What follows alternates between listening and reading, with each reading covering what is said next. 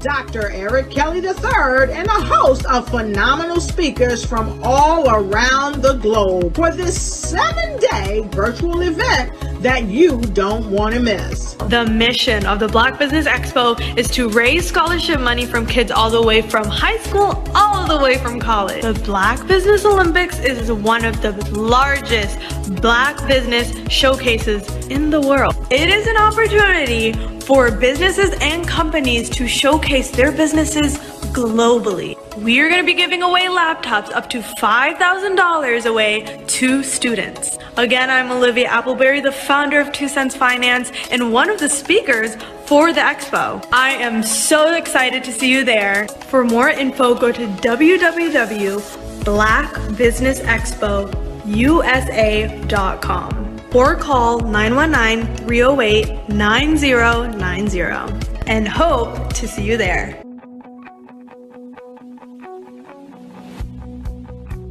I am Black Business.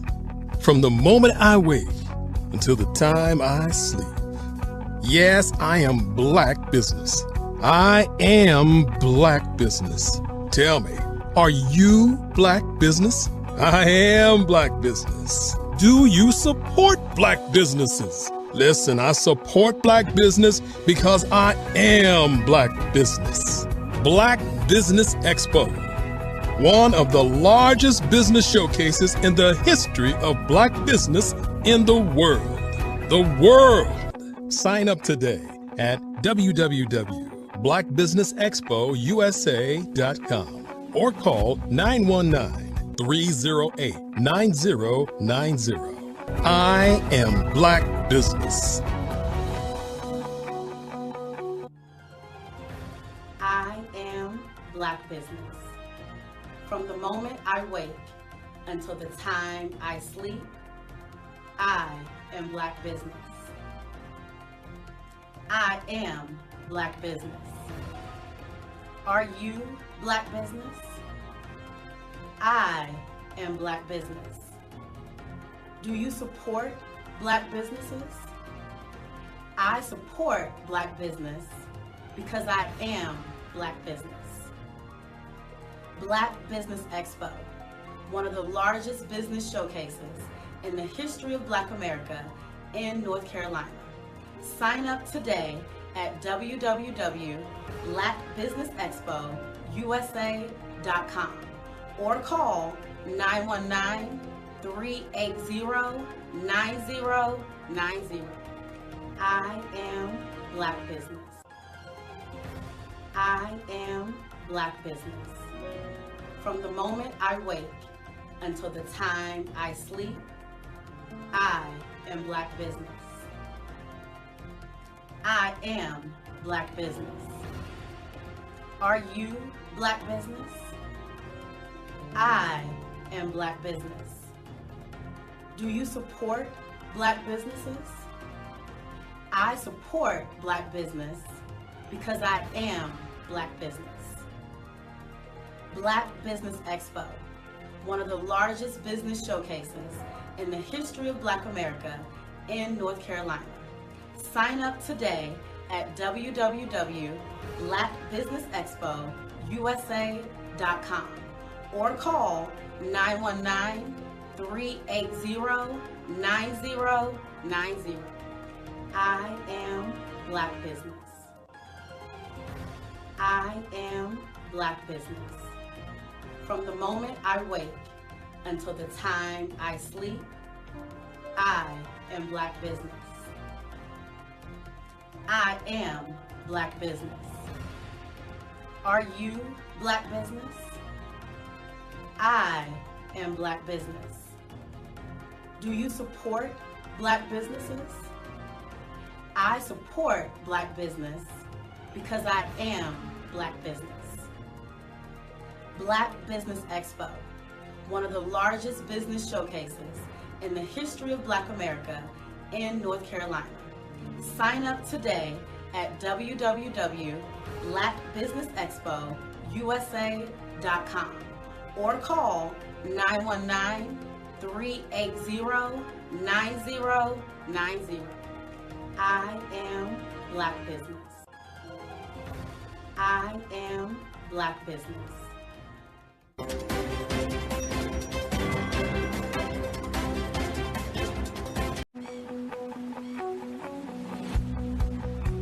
I am Black business. From the moment I wake until the time I sleep. Yes, I am Black business. I am Black business. Tell me, are you Black business? I am Black business. Do you support Black businesses? Listen, I support Black business because I am Black business.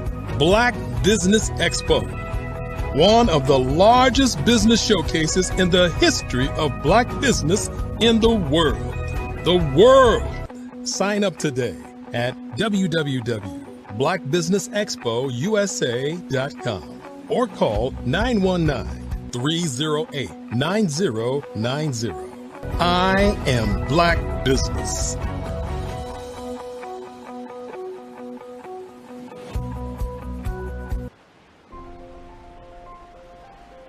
What if you could build your own city? A place where every child can find nurturing people to help them achieve their full potential.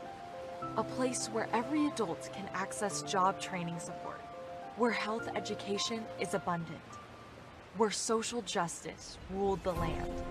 A place without limitations. Welcome. You have arrived at STEM City USA. It is what every city should be. A safe and trusted community where you find people and resources to help you become everything you are and beyond. STEM City is unlike anything you have ever experienced. It is a digital twin of the world around you, only better. STEM City is about energy and soul renewal.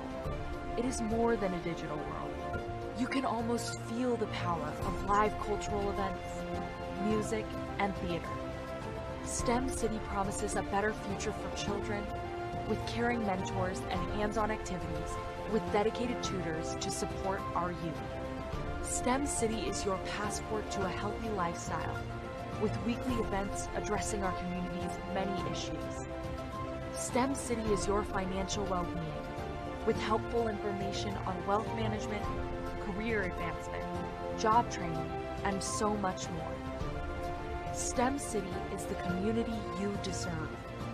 It is the city where your dreams can come true. STEM City USA, a place in the sky that is accessible to all who reach for the stars.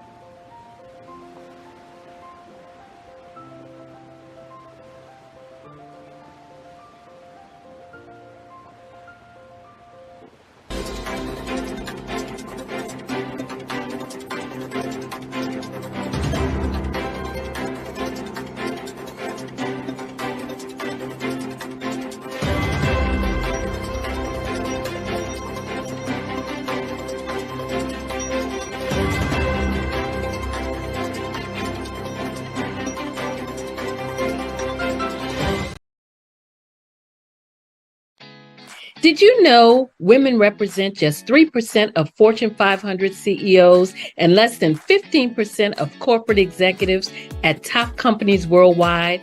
Have you wondered what the secrets are to getting into the top ranks, whether in the private or public sector?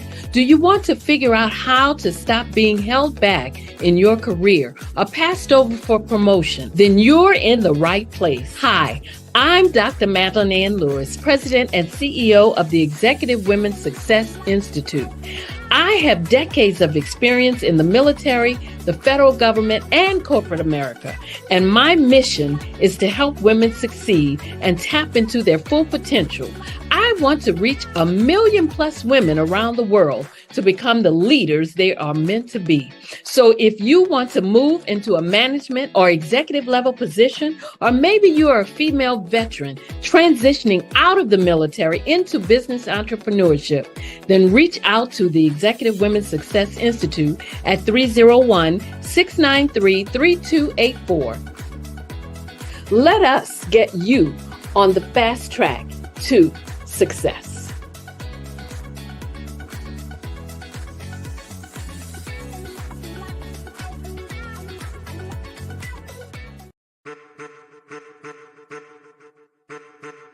I am a child of the Most High God. He has gifted me in ways that I could not even imagine and didn't know.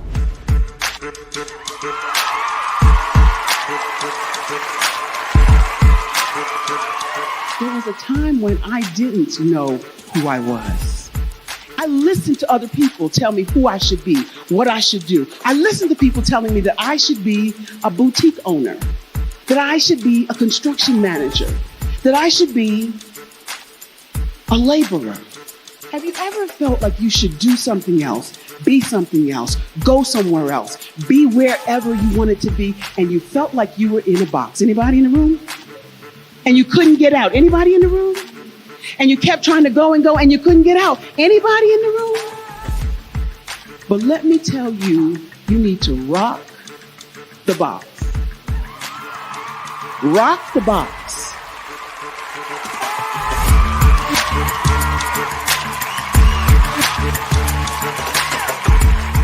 I am engaging, inspiring, and empowering.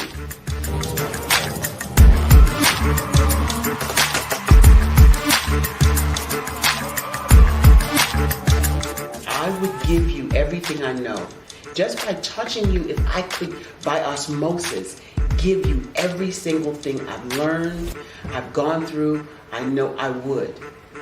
We know that's not possible, but as it is possible, I love to share information with people. Some of you out there, people have told you that you can't be, you can't have, you can't do. But I will tell you, like Kinston said, you can, you must, and you will. If it's to be, it's going to be me. You got to say it. If it's to be, it's going to be. If it's to be, it's going to be. If it's to be, it's going to be.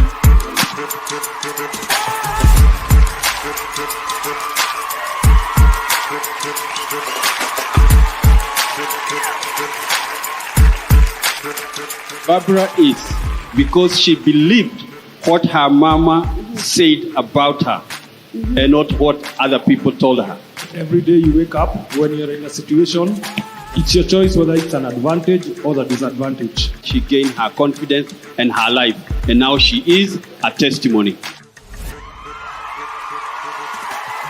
If I can help you elevate yourself, then I feel like I'm elevating my own self as well. What you know and I know together can change the world.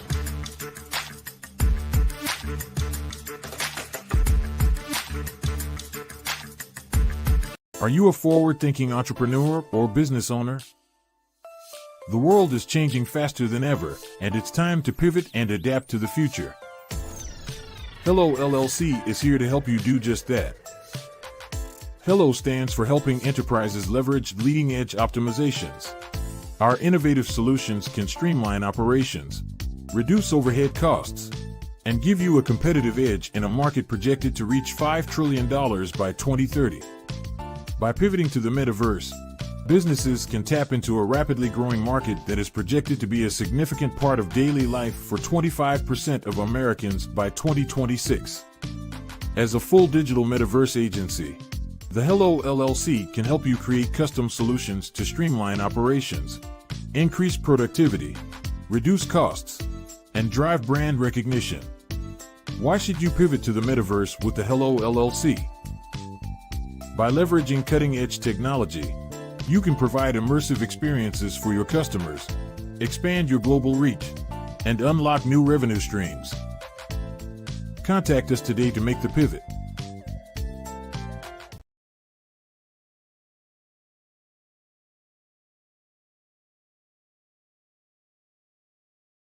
Absolutely. So our coaching program help people that have the lack of time, that lack strategies, and lack the confidence to go after their dream life. So we help them implement tools. We help them implement, I love to leave the inherited lack of finances or the education behind finances.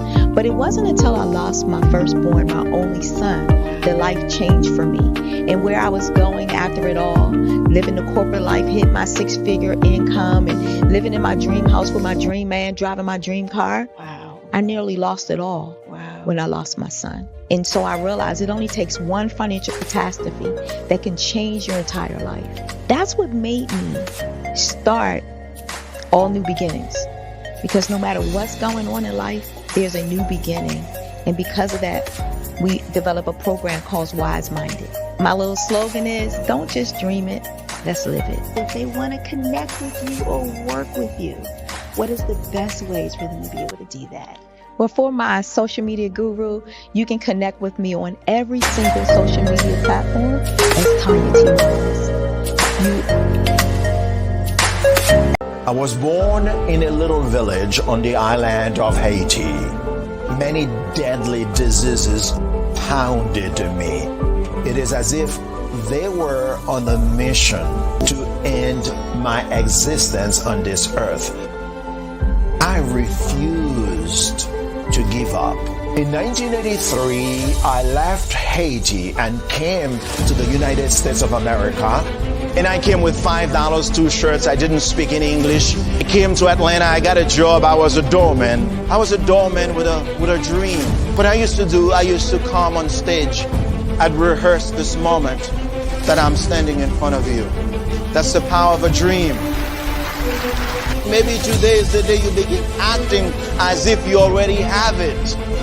And then step out with full force. Take a risk. No condition is permanent. Don't let your situation distract you. You are chosen. You are called. You are born for a purpose in this life. Artist to me is a creative expression of something from nothing. You know, it explodes onto the canvas, or it explodes on in my work. One of the things that I try to do more than anything is I try to just give the lines and the movements and emotions and expressions into what I do. Art really means to me a chance to express how I feel deep down inside. Most of my art begins as a thought that I might have, you know, whether it's sports, whether it's history, whether it's a woman or a man. It pretty much starts as an idea of thought before I get into the actual image of what I'm going to draw. I do a lot of historical pieces. I was a history minor in college, and I love to do history pieces. And a lot of times I'm thinking about history, and then I try to make that history impact you as you look at it. That's one of the reasons I do pictures so large. You know, people ask me, why do I do the pictures so big? And I tell them, I want the piece to impact them as they're looking at it, to kind of dominate them, dominate their space. And most of my pieces I try to do off page. I don't try to do anything that's going to be in those 4 corners or in a square. And I want your imagination to be a part of the piece that you're looking at.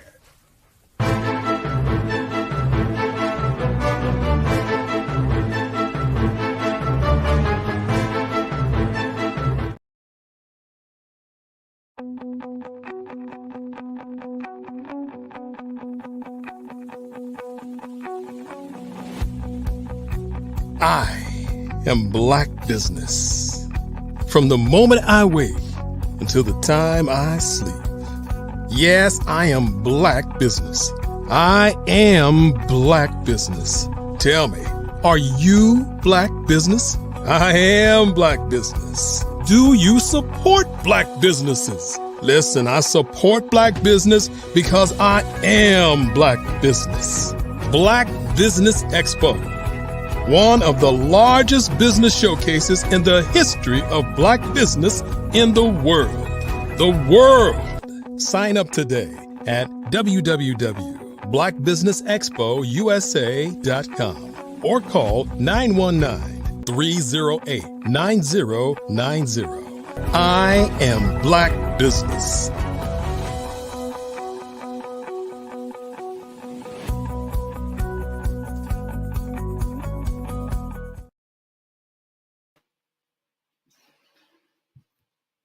Good morning, business owners, entrepreneurs, thought leaders, and corporations, and welcome to the Black Business Network.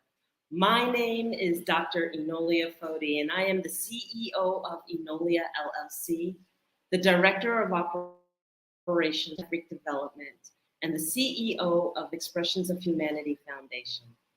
I am your business moderator for this morning on the Black Business Network. The Black Business Network is a 24-hour business network showcasing Black businesses, business owners, entrepreneurs, and thought leaders worldwide. We have speakers from North Carolina, London, Singapore, Africa, which is where I am hailing you right now from, Japan, and cities all over the United States. The Black Business Network is a global community sharing its business knowledge to empower, inspire, and educate businesses about businesses. And your keynote speaker will be myself, Dr. Enolia Foti, as I will speak to you about a mindset. So let me tell you a little bit about myself. As Dr. Enolia Foti, I went to school, my bachelor's degree in mathematics at the University of Massachusetts, and my master's degree from Regis University, and my doctorate, earning 2 honorary doctorates for the work that I do in humanities as well as in welcoming peace into this world. So I'm here to talk to you a little bit today about a mindset that I called Empower, Achieve, Succeed through Self-Mastery. But I'm going to do it on the premise of a basic statement. It's a statement that I love to encompass and I love to make people aware of. Dream a beautiful dream or you will be dreamt. What does that mean? If you do not hold a vision for yourself that life becomes a walk to, you live your life doing what people perceive what they think you should be doing.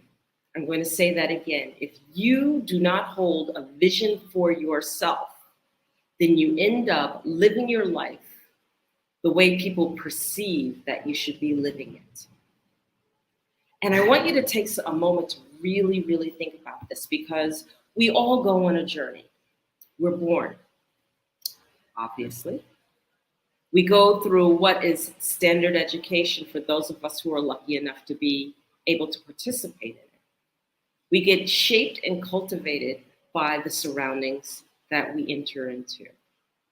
So whether that is primary, secondary school, high school, or whether you're not fortunate enough to get that, the cultural surroundings have an impact on your life. Some of us encounter traumas.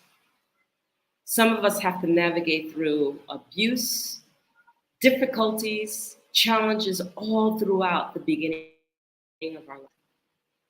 These aspects, these traumas, these things shape our lives. They come from a place where we encounter and we survive it, and it does one of two things. It makes us stronger, or it makes us withdraw. So what happens after this trauma? or what happens no matter what takes place in your life. You're expected to make decisions based on what's going to impact you for the rest of your life. How are you going to live? How do you choose to live? What do you choose to do as you live? You are recommended by your friends, your family. Oh, you're really good at this. I think you should do this. You're really good at that. I think you should do that. Or you're told by your family, you will do this, or you will follow in my footsteps because I do this. It earns a living, and therefore you will do this. A couple of dynamics is taking place there. One, nobody has addressed the fact that you had trauma, that you faced challenges that may not have necessarily played and turned around as a strength in your life. If that foundation isn't addressed, it is not solid. So there you are, regardless of what has taken place in your life, expected to build a house. To build a house, no matter what the foundation looks like. It may be cracked, it may be sand, but it's expected that you're going to build this house. And then how are you going to build that house? Is it of your own volition and of your own choice and of your own choosing? And how is that how you chose, how was it shaped? All these things play a factor in our dreams, in our vision that we hold for ourselves.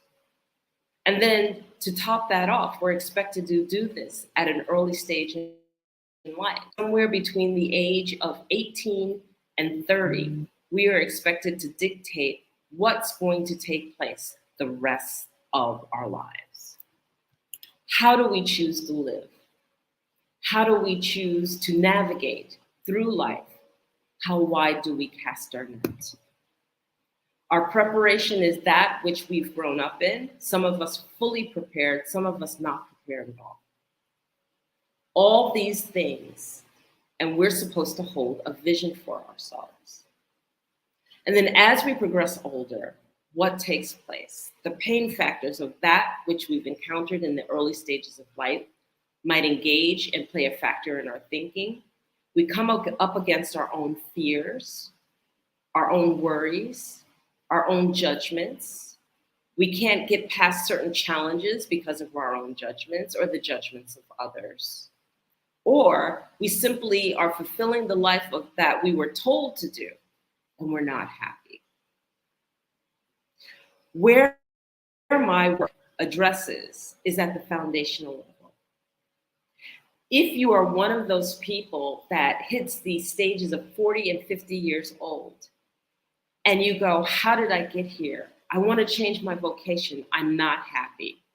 Or maybe you have connected, found a partner in life, thought that you were set for the rest of your life, and then your partner decides to leave, decides that they no longer want to participate in the life that you've chosen to commit to.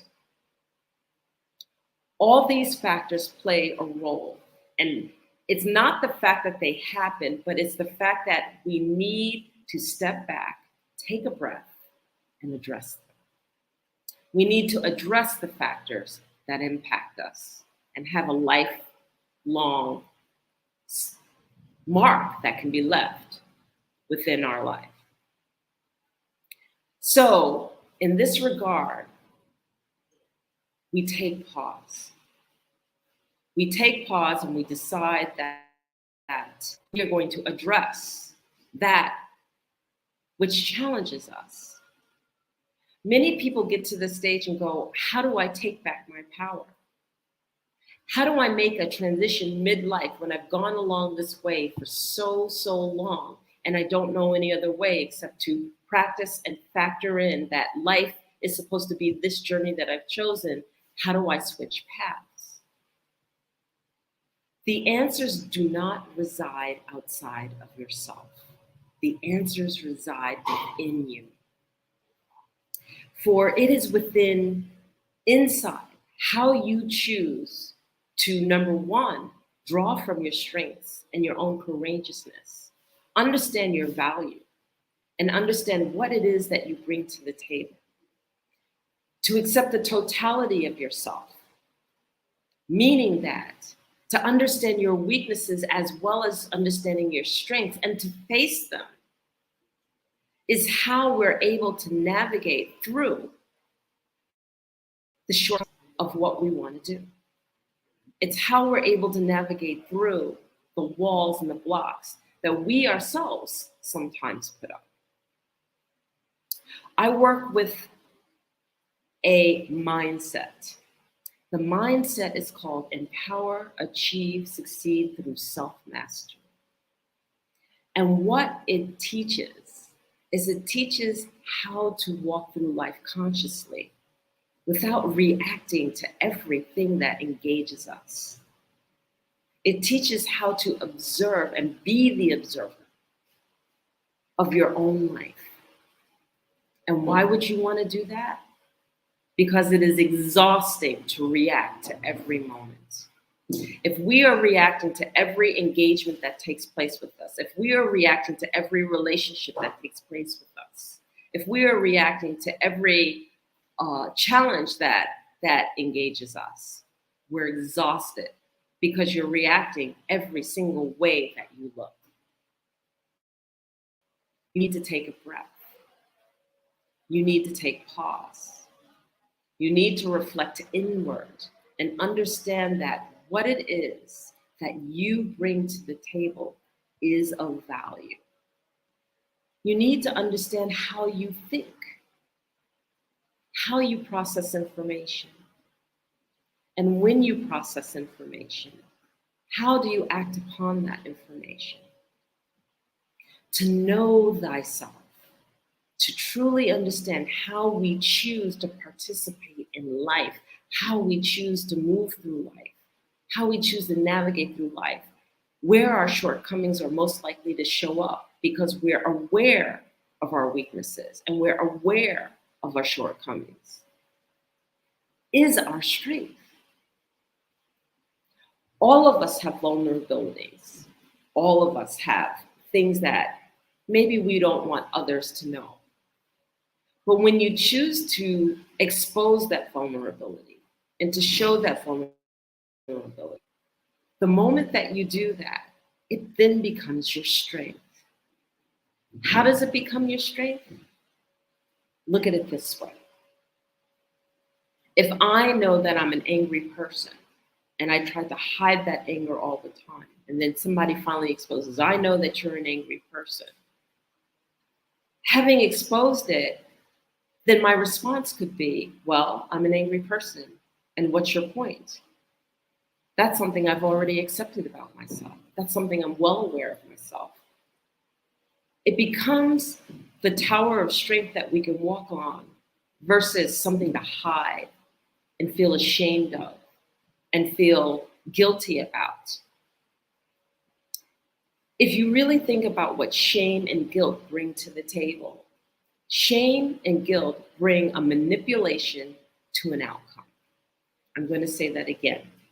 Shame and guilt bring a manipulation to an outcome. When you are shamed by someone, or when you feel guilty by someone, there is a particular outcome that they want you to have. Whether it is resulting in getting something done for them, whether it is resulting in pushing you to do something that you didn't want to do. They shame you into it, or they manipulate you into it by making you feel guilty. And then that actually holds for ourselves. We shame and guilt ourselves, feeling shame and feeling guilt to get an outcome that we really don't internally desire. But we justify it. We justify the outcome by our own shame and our own guilt. Well, I have to do it, otherwise I'm going to feel ashamed. Well, I have to do it, otherwise I'm going to feel guilty. And the key thing is, no, you don't. No, you don't. When we take the time to notice how we think and notice the totality of ourselves, we also take the time to notice What part of ourselves is leading our lives when we want to feel ashamed or guilty about something? What does that mean? We all have different parts of us, different parts of our personalities that lead at different times. When I'm in my most courageous self, maybe I'm at the top of my athletic peak. Maybe I have just resolved a problem that was so challenging and it took me hours, days, weeks to figure out. But that courageous part of myself, that part of myself that's confident, that confident person has risen to the occasion and has led the way to figure it out because it was determined. That aspect of my personality was determined to figure it out. But that is not the same aspect that leads, that brings you down the shame or guilt path. Oh, I feel ashamed. Oh, I feel guilty. That is not your courageous person feeling that way. That is a different part that leads that. And to understand and to notice that that is taking place within you. Notice that when you are having troubles and trials and challenges in your life, what aspect is leading you is to also understand the totality of self. All these pieces are building blocks. They are the starting blocks of understanding how to walk through life consciously, how to understand and how to engage the fact that the way that we notice our behaviors, the way that we notice what aspect of personality is leading ourselves, then helps us to navigate from a point of strength, from a point of knowing, from a point of observing versus reacting. Have you ever engaged someone who reacts at every single thing that you say? So much so that you get to a point where you don't even want to speak with them because you don't want to deal with the reaction. The reaction's always over the top. Oh my God, how could you say that to me? Oh my God, I can't believe you did that. Oh my God, what do you mean you did this, this, and this? And they immediately go to anger. Yes, we are emotional bodies. And yes, we are going to have some type of reaction, but our emotional body does not have to lead every moment of the way.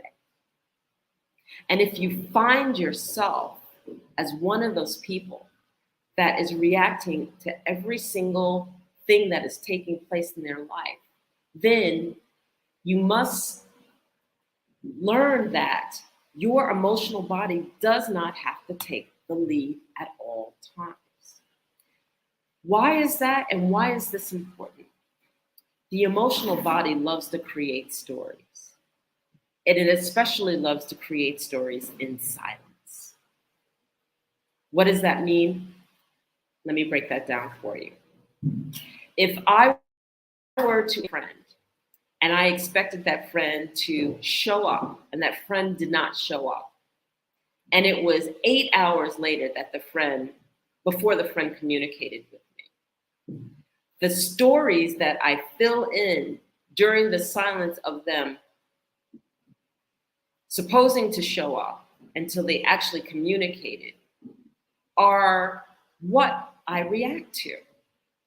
So if I fill in that 8 hours with various stories of, well, they must not have liked me. Well, they must have had a second thought. Oh, maybe something happened to them. I fill it in with stories instead of just being patient and waiting for the information to unveil itself. Then I am reacting and creating stories with that emotional body. I might go through a roller coaster of emotions because there was an 8-hour gap between the person showing up and then finding out what actually took place in the communication. And if I'm going on an emotional, filling in the gap, guess what? By the time that person communicates to me, then my emotional body is responding to the story I've already created in my head. The anger or the emotional body is also responding to the person before I even hear the information of what took place. Or if I hear the information that takes place, the emotional body has little compassion for it because it's already created a story. All these pieces are factors of the foundation of how we work and how we navigate through life, how we navigate to that vision, dream a beautiful dream. How can you get to your vision that you hold for yourself if you're in a constant state of emotional distraction? If you're in a constant state of creating stories of what you can and cannot do? If you are in a constant state that basically says, I'm just going to walk to it, I'm just going to figure out how to get to it, but don't take the time to still yourself, to think, to understand what your strengths are, to know where your weaknesses are so that you know how to engage so that you can balance yourself out. All of these components are actually part of the foundation that we stand on in order to build a solid framework to get to our dreams.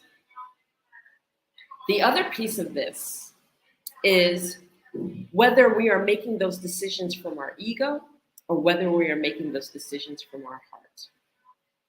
What is the difference between making a decision from your head versus making a decision from your heart?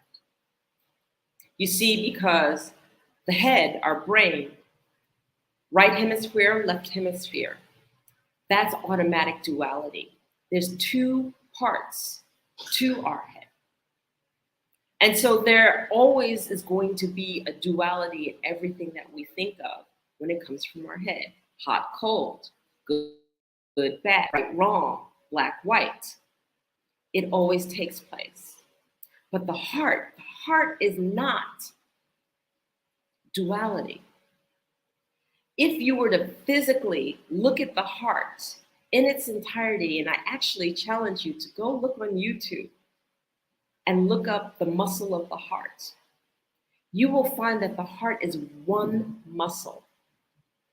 It is not two muscles placed together like right hemisphere and left hemisphere, but one single muscle folded and knotted. And we recognize it like this for the 4 chambers that it holds. But if you were to unknot it, it is a single muscle. And in that single muscle, there is no duality. When we think from our heart muscle tends to make us want to grow past the boundaries that we place for ourselves. The heart tends to make us want to challenge ourselves into new things. The heart muscle makes us want to do more than what we're doing now. It wants to reach. It wants to grow. It welcomes initiatives. It welcomes information. It welcomes a new way. And it is the brain, the ego, that creates the duality of, well, how can I do that? How can you do that without money? How can you do that and you don't have the resources? It always brings the positive and the negative along with it. When we have a heart's calling, we get a desire to do something. We get a desire to go to that vision. We get a calling to be something. We get a calling to be someone specific. We know what we want to do unquestionably. As soon as that question comes in, you're in your head. Well, I don't know how to do this. I can't do it. I don't have the money. I don't have the resources. I don't have the support system. And if I don't have those things, I can't do it. And we make excuses. And as soon as we realize that those excuses are taking place, you know that you're in your head. So understanding all of this, we're still building on that foundation. That foundation also encompasses some of the most basic things that we have, that we engage with every day. One being the power of our voice. The power of our voice. Every word we think, every thought that engages, every thought that is uttered out of our mouths is significant. There is a frequency that takes place, and it's powerful because that frequency is the motivator and the inspiration that moves you and navigates you forward. And if that frequency and that thought is negative, you find yourself circling. You find yourself spinning. You find yourself going nowhere fast because you sabotage yourself before you can ever get started.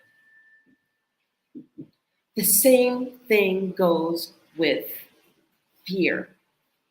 How we choose to define fear, how we look at fear, how we rise to the occasion to accept the challenge of what we are afraid of, to move past the fear, impacts our lives, impacts you ever getting to that vision.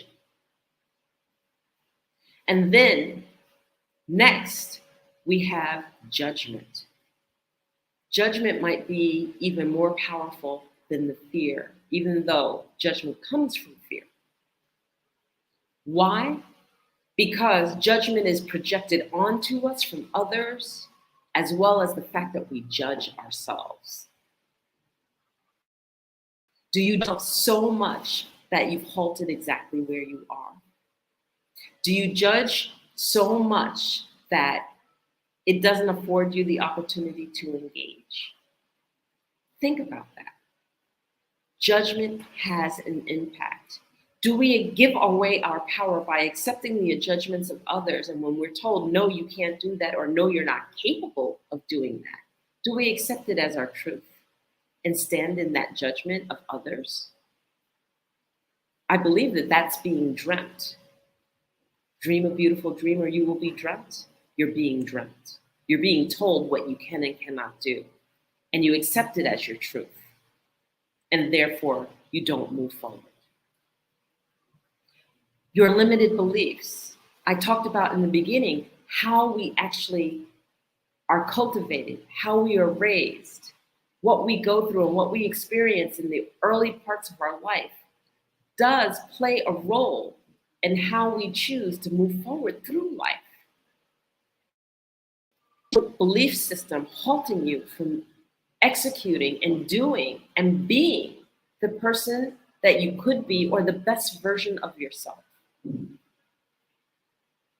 And next, we have forgiveness.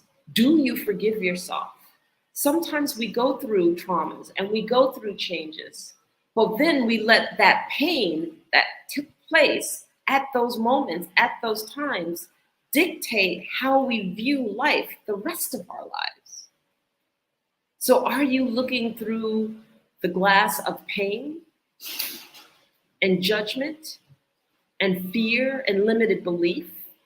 Or are you able to forgive yourself and actually lay those aside so that you can navigate through life on a solid foundation? What is it that holds you? How do you perceive power?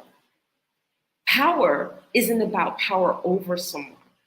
Power is about standing your truth and holding that vision and then being powerful enough by valuing self, understanding your self-worth, and finding the courageous aspect of your personality to navigate to that vision, no matter what anyone believes and what anyone thinks. That is power.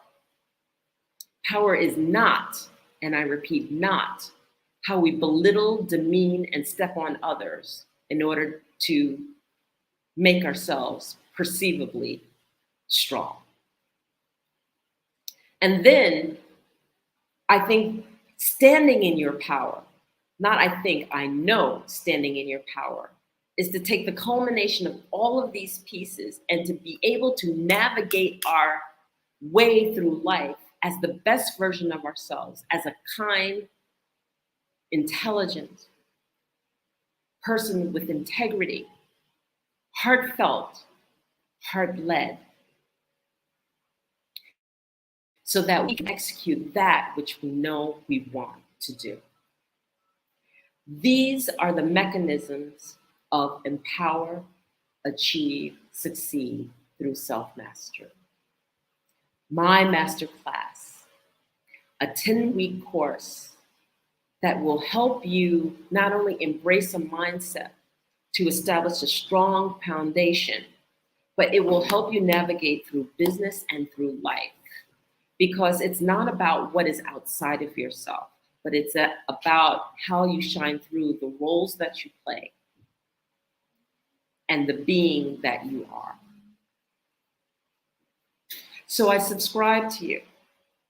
If you are interested in this coursework, in this mindset, please take a look at my website at www.enolia.live or reach out to me at info@enolia.live. And take the time to really step back and take a look in that mirror and understand that when you can look in the mirror and totally love and accept and embrace the totality of who you are, with your strengths, with your weaknesses, with your shortcomings, with your grandeur,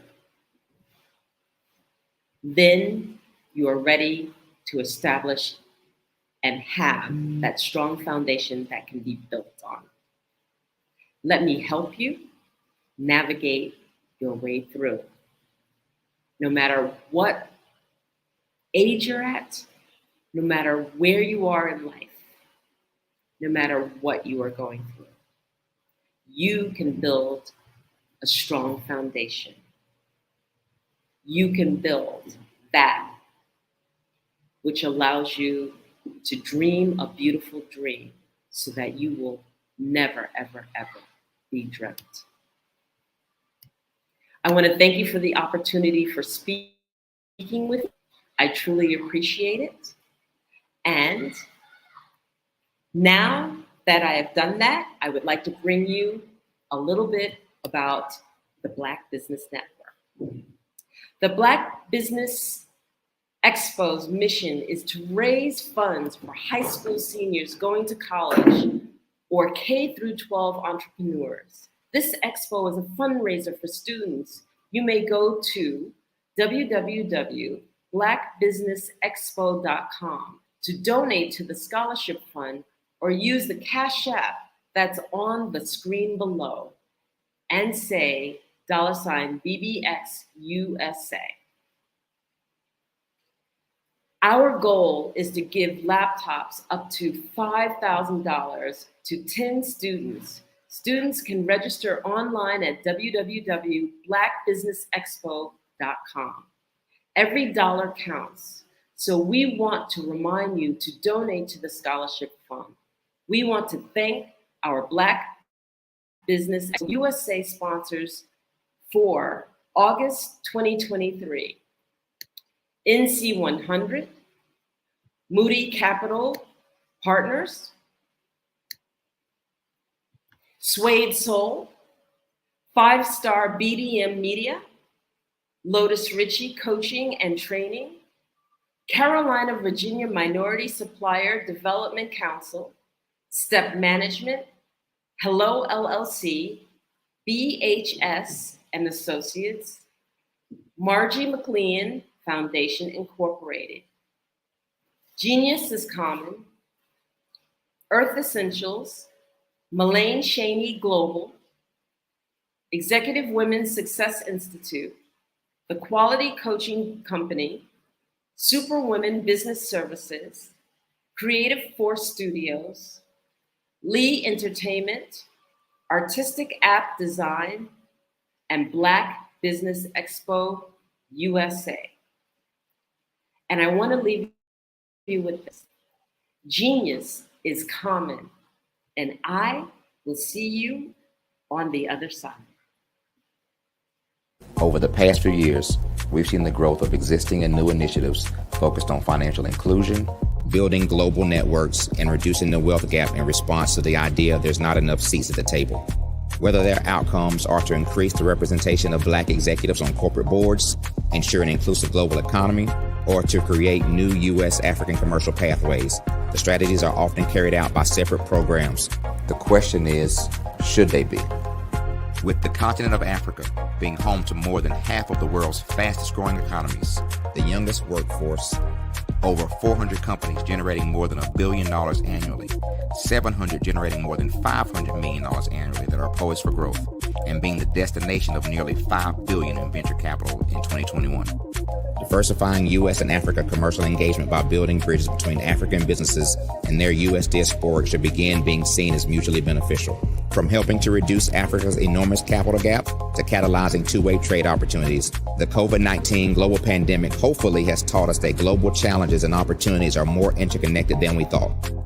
During the pandemic, African companies like Unicorn Flutterwave, insurance provider Reliance Health, ride-hailing app Yasir, and 54Gene, the continent's first bank of DNA on people of African descent, proved that when African companies have access to networks, capital, and information, they grow big, grow fast, and create solutions that are valuable to the world. This is why Be Direct was created. We are the first U.S.-based but African-centric board preparedness and board search company designed to connect U.S. Black talent and corporations to African businesses. Unique and fundamental to Be Direct's success is our process of helping board candidates adapt their experience and networks to an African context before they're connected to high-growth companies that are looking to locally and globally scale. From our focus groups with African business execs and government leaders, we don't ignore the sentiment that business is easy, but people are hard. Having a pool of board candidates with hard-to-access networks and extensive experience across the business life cycle, including successfully raising capital, is table stakes for an initiative like this. So yes, we have that. But corporate or entrepreneurial success in the U.S. does not guarantee success in Africa.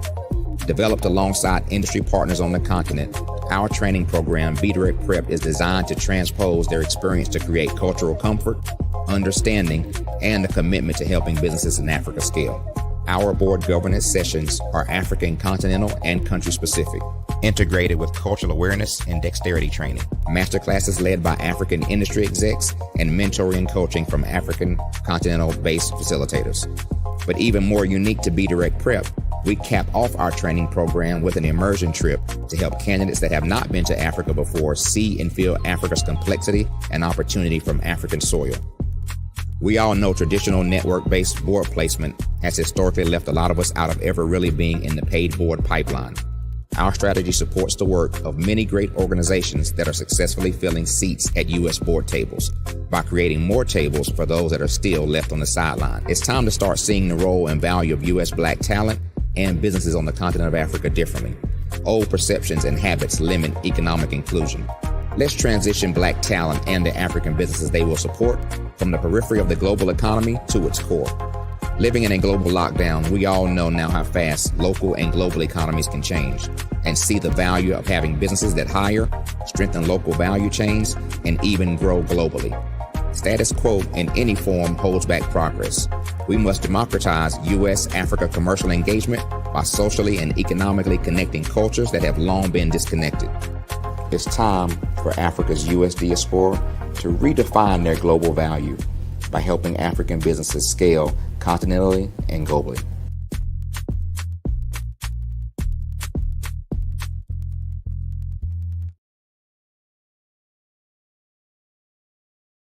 I'm Ramon Ray, founder of Smart Hustle Magazine and smallbiztechnology.com.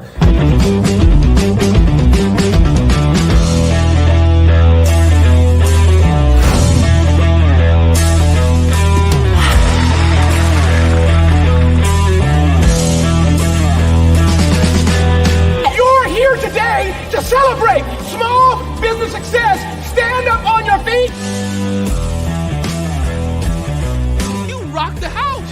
It was amazing. Didn't we learn? For me, success comes from failure.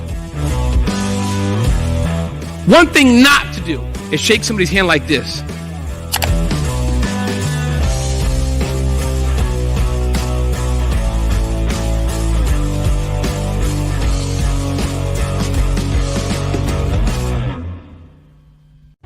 Cash flow, 5, 10, 10, 75. I use the cash flow app to keep track of my charities. Cashflow 5-10-10-75 helps you manage expenses, helps keep track of charitable giving, helps you save your money. Cashflow 5-10-10-75. Download it today. Cashflow 5-10-10-75 would like to wish the Cyber Bears good luck in this year's first robotics competition.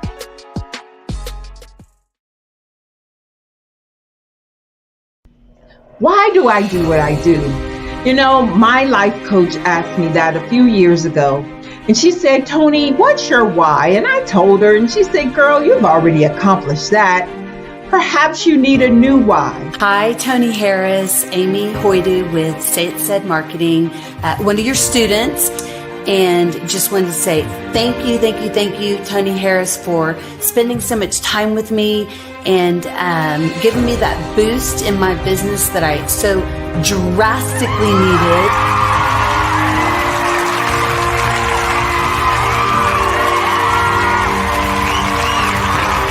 My why is to touch, move, and inspire my clients to take drastic steps to be better than they were before they met me. I'm a resource. I'm a connector.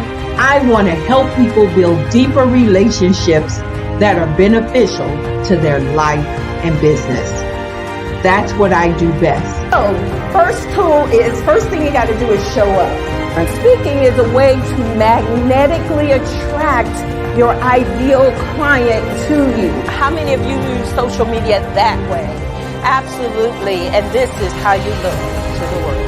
Drastic steps are the steps that are needed to be successful.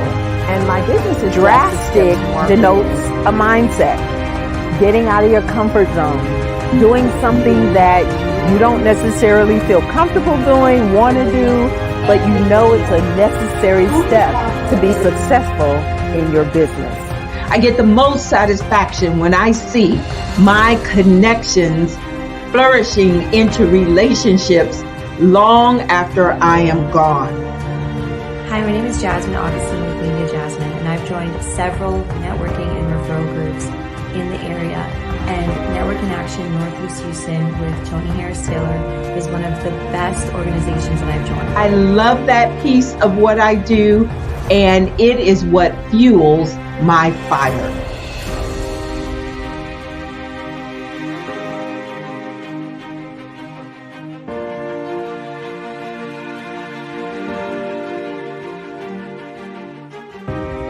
My name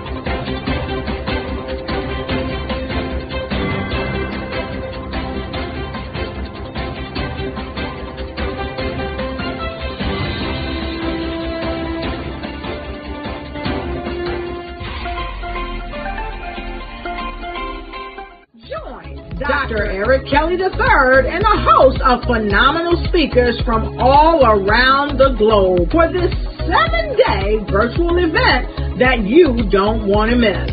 The mission of the Black Business Expo is to raise scholarship money from kids all the way from high school, all the way from college. The Black Business Olympics is one of the largest Black business showcases in the world. It is an opportunity for businesses and companies to showcase their businesses globally. We are going to be giving away laptops up to $5,000 away to students.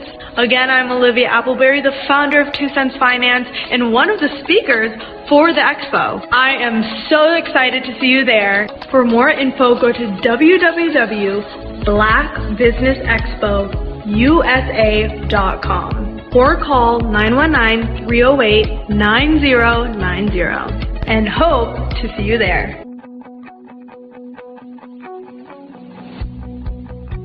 I am Black Business. From the moment I wake until the time I sleep. Yes, I am Black Business. I am Black Business. Tell me, are you Black Business?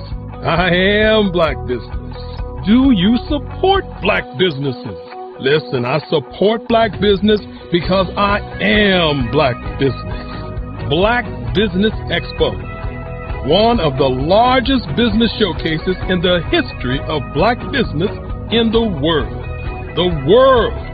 Sign up today at www.blackbusinessexpousa.com or call 919-308-9090. I am Black Business. I am Black Business.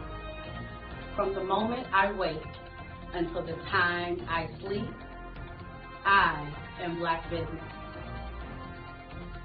I am Black Business. Are you Black Business? I am Black Business. Do you support Black businesses? I support Black business because I am Black Business. Black Business Expo, one of the largest business showcases in the history of Black America in North Carolina. Join Dr. Eric Kelly III and a host of phenomenal speakers from all around the globe for this 7-day virtual event that you don't want to miss. The mission of the Black Business Expo is to raise scholarship money from kids all the way from high school all the way from college. The Black Business Olympics is one of the largest Black business showcases in the world. It is an opportunity for businesses and companies to showcase their businesses globally. We are going to be giving away laptops up to $5,000 away to students. Again, I'm Olivia Appleberry, the founder of 2 Cents Finance and one of the speakers for the expo. I am so excited to see you there. For more info, go to www.blackbusinessexpousa.com or call 919-308-9090 and hope to see you there. I am Black Business. From the moment I wake until the time I sleep. Yes, I am Black Business. I am Black Business. Tell me, are you Black Business? I am Black Business. Do you support Black businesses? Listen, I support Black business because I am Black Business. Black Business Expo, one of the largest business showcases in the history of Black business in the world.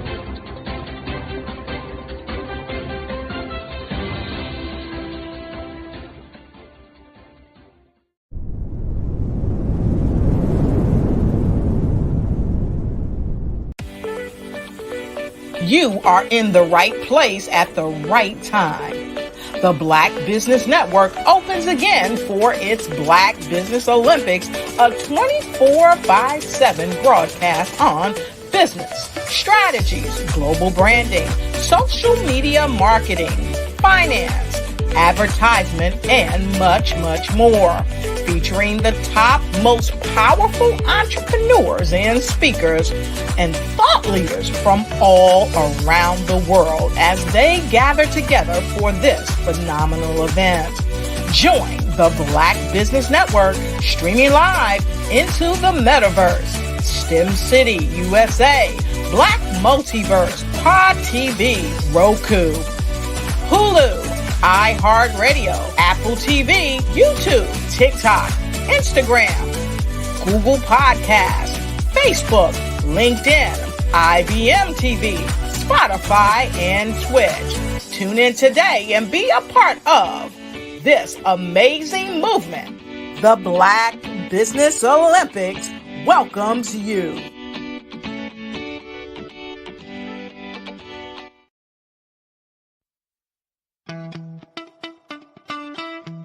How many many times have you been asked to help someone you didn't even know? A student, a business entrepreneur? Or did you ever even ask, where did they end up? That business, that friend, that entrepreneur. Well, just maybe they ended up in a gang, bankrupt, homeless, or worse, dead. Maybe they turned to crime, drugs, and alcohol. Did you ever wonder? Did you destroy their dream, or was your life always so easy? At the Black Business Olympics, we started a movement to help students complete. Give them hope and foster success. Help them to leave their dreams of providing laptops, computers, and up to $5,000 in scholarship funds. Today, we ask you to help a student, a business owner, or an entrepreneur to realize their dream by sponsoring them, supporting them, and buying from them. Consider this. With $1.6 trillion in our Black community, we only ask for a small donation for our students, our businesses, and our entrepreneurs. And you can change a life today. So I ask you, what are you going to do? Sit on the sideline and watch our students in high school be losers, miss out on their dream from lack of resources?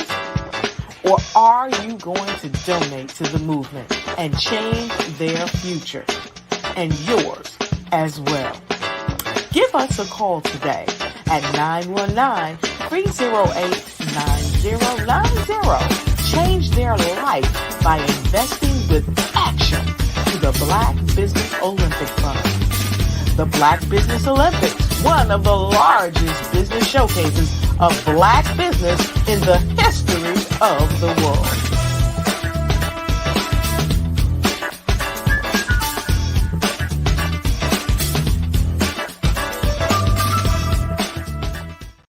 Hello, I am Dr. Eric Kelly III, the visionary strategist and founder of the Black Business Olympics.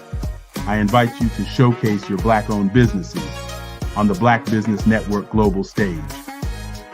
The Black Business Olympics is a global Black Business Network platform that propels Black-owned businesses into the international spotlight. By showcasing your business on the Black Business Olympics platform, you can reach a worldwide audience of potential customers, partners, and investors.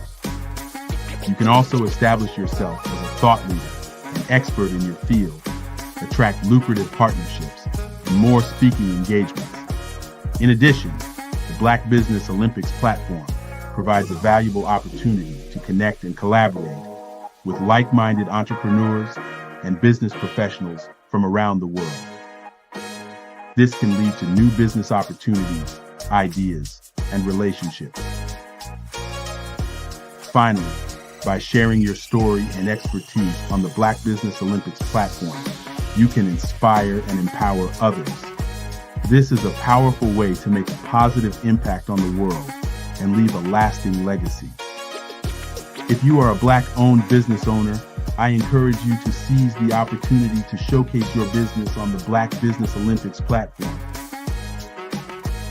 It is a once-in-a-lifetime opportunity to make an indelible mark on the world. Be one of the 1,000 visionary entrepreneurs who are changing students' lives, shaping industries, and leaving an unforgettable legacy for their families. Unleash your voice on our global stage and watch your business thrive. Black Business Olympics is one of the largest Black business showcases in the history of Black business in the world. Yes, the entire world. Just give me a call today at 919-308-9090.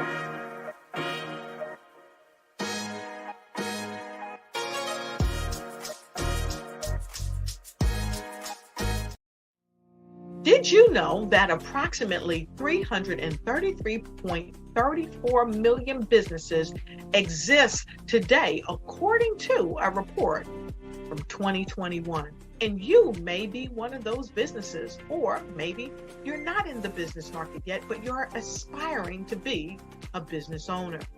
Well, guess what?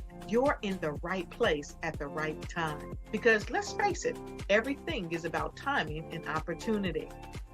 Hi, my name is Dr. Lotus Richey, and I'm the CEO and founder of the Lotus Richey Coaching and Consulting LLC, along with the Lotus Richey Ignite Show. 15 minutes of success with Dr. Lotus Richey, as well as books to boom your business and bring who you are. And today, I want to bring this amazing message to you about the Black Business Network and the Black Business Olympics. See, the Black Business Network and the Black Business Olympics is designed to help people just like you, that's right, that look like me, to take their business to the next level. Not just in your front yard or your backyard, but globally. The Black Business Network and Black Business Olympics is designed not to just help you survive, but to help you thrive.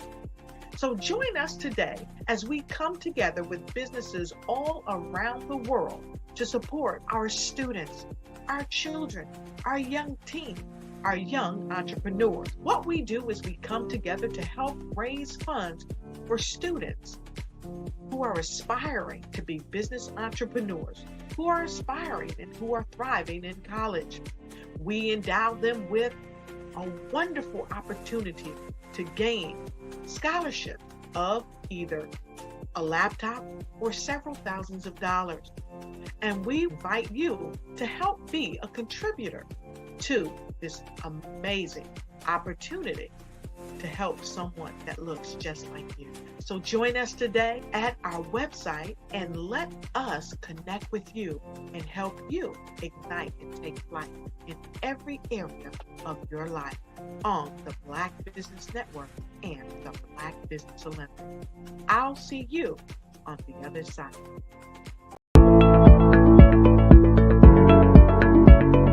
Prepare for what's coming and dominate in economic winter. Stand strong and thrive by showcasing your great products and services globally through the Black Business Network and Black Business Olympics. The Black Business Network has showcased over 2,000 companies with over $7 billion in sales each year.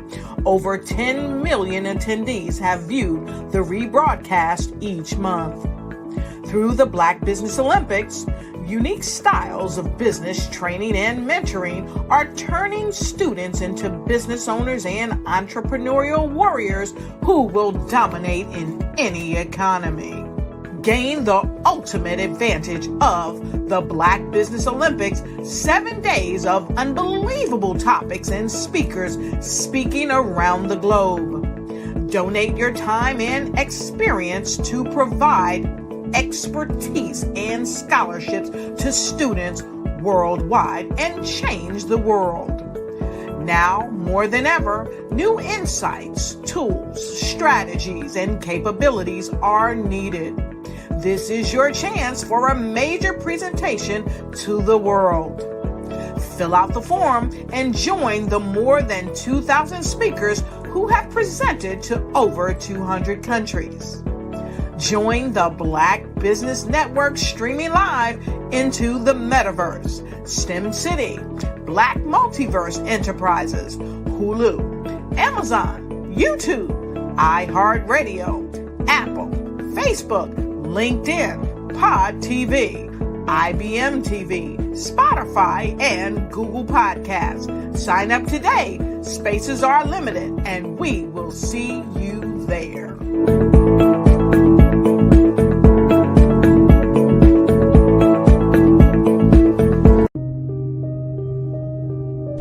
The Black Business Expo is changing my life. This year, they are giving away laptops and even $5,000 in cash to students just like me. I'm Alexis, and I want to go to college to fulfill my dream of becoming an entrepreneur. Help the Black Business Expo going to www.blackbusinessexpousa.com and also becoming a vendor, a sponsor, or donating.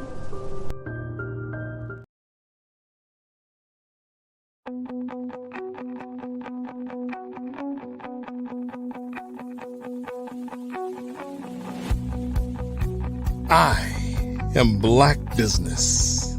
From the moment I wake until the time I sleep. Yes, I am Black business. I am Black business. Tell me, are you Black business? I am Black business. Do you support Black businesses? Listen, I support Black business because I am Black business. Black Business Expo, one of the largest business showcases in the history of Black business in the world. The world! Sign up today at www.blackbusinessexpousa.com or call 919-308-9090. I am Black business.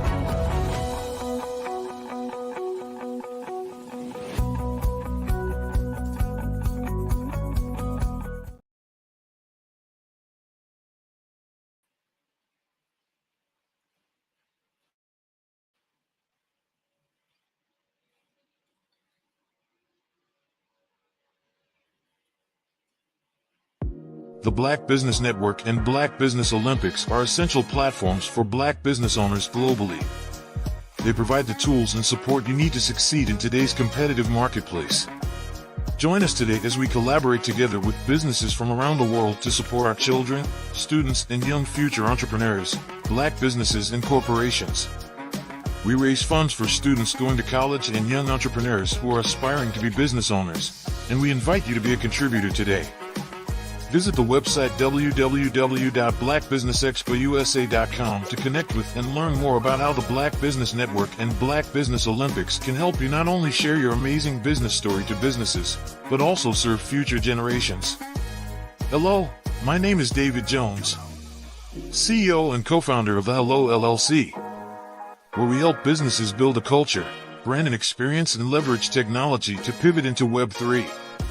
Join the Black Business Network streaming live into Roku, Metaverse, STEM City, Black Multiverse Enterprises, Hulu, YouTube, iHeartRadio, Apple, Facebook, LinkedIn, Spotify, Twitch, and Google Podcasts. Tune in, turn on, and let's thrive.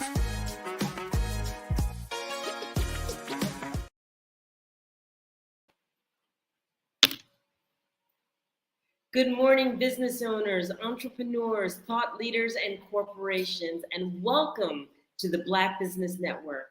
My name is Dr. Enolia Foti, and I am the CEO of Enolia LLC, the Director of Operations for Vision Afrique Development, and the CEO of Expressions of Humanity Foundation. I am your business moderator for this morning, coming to you from Angola, Africa, on the Black Business Network.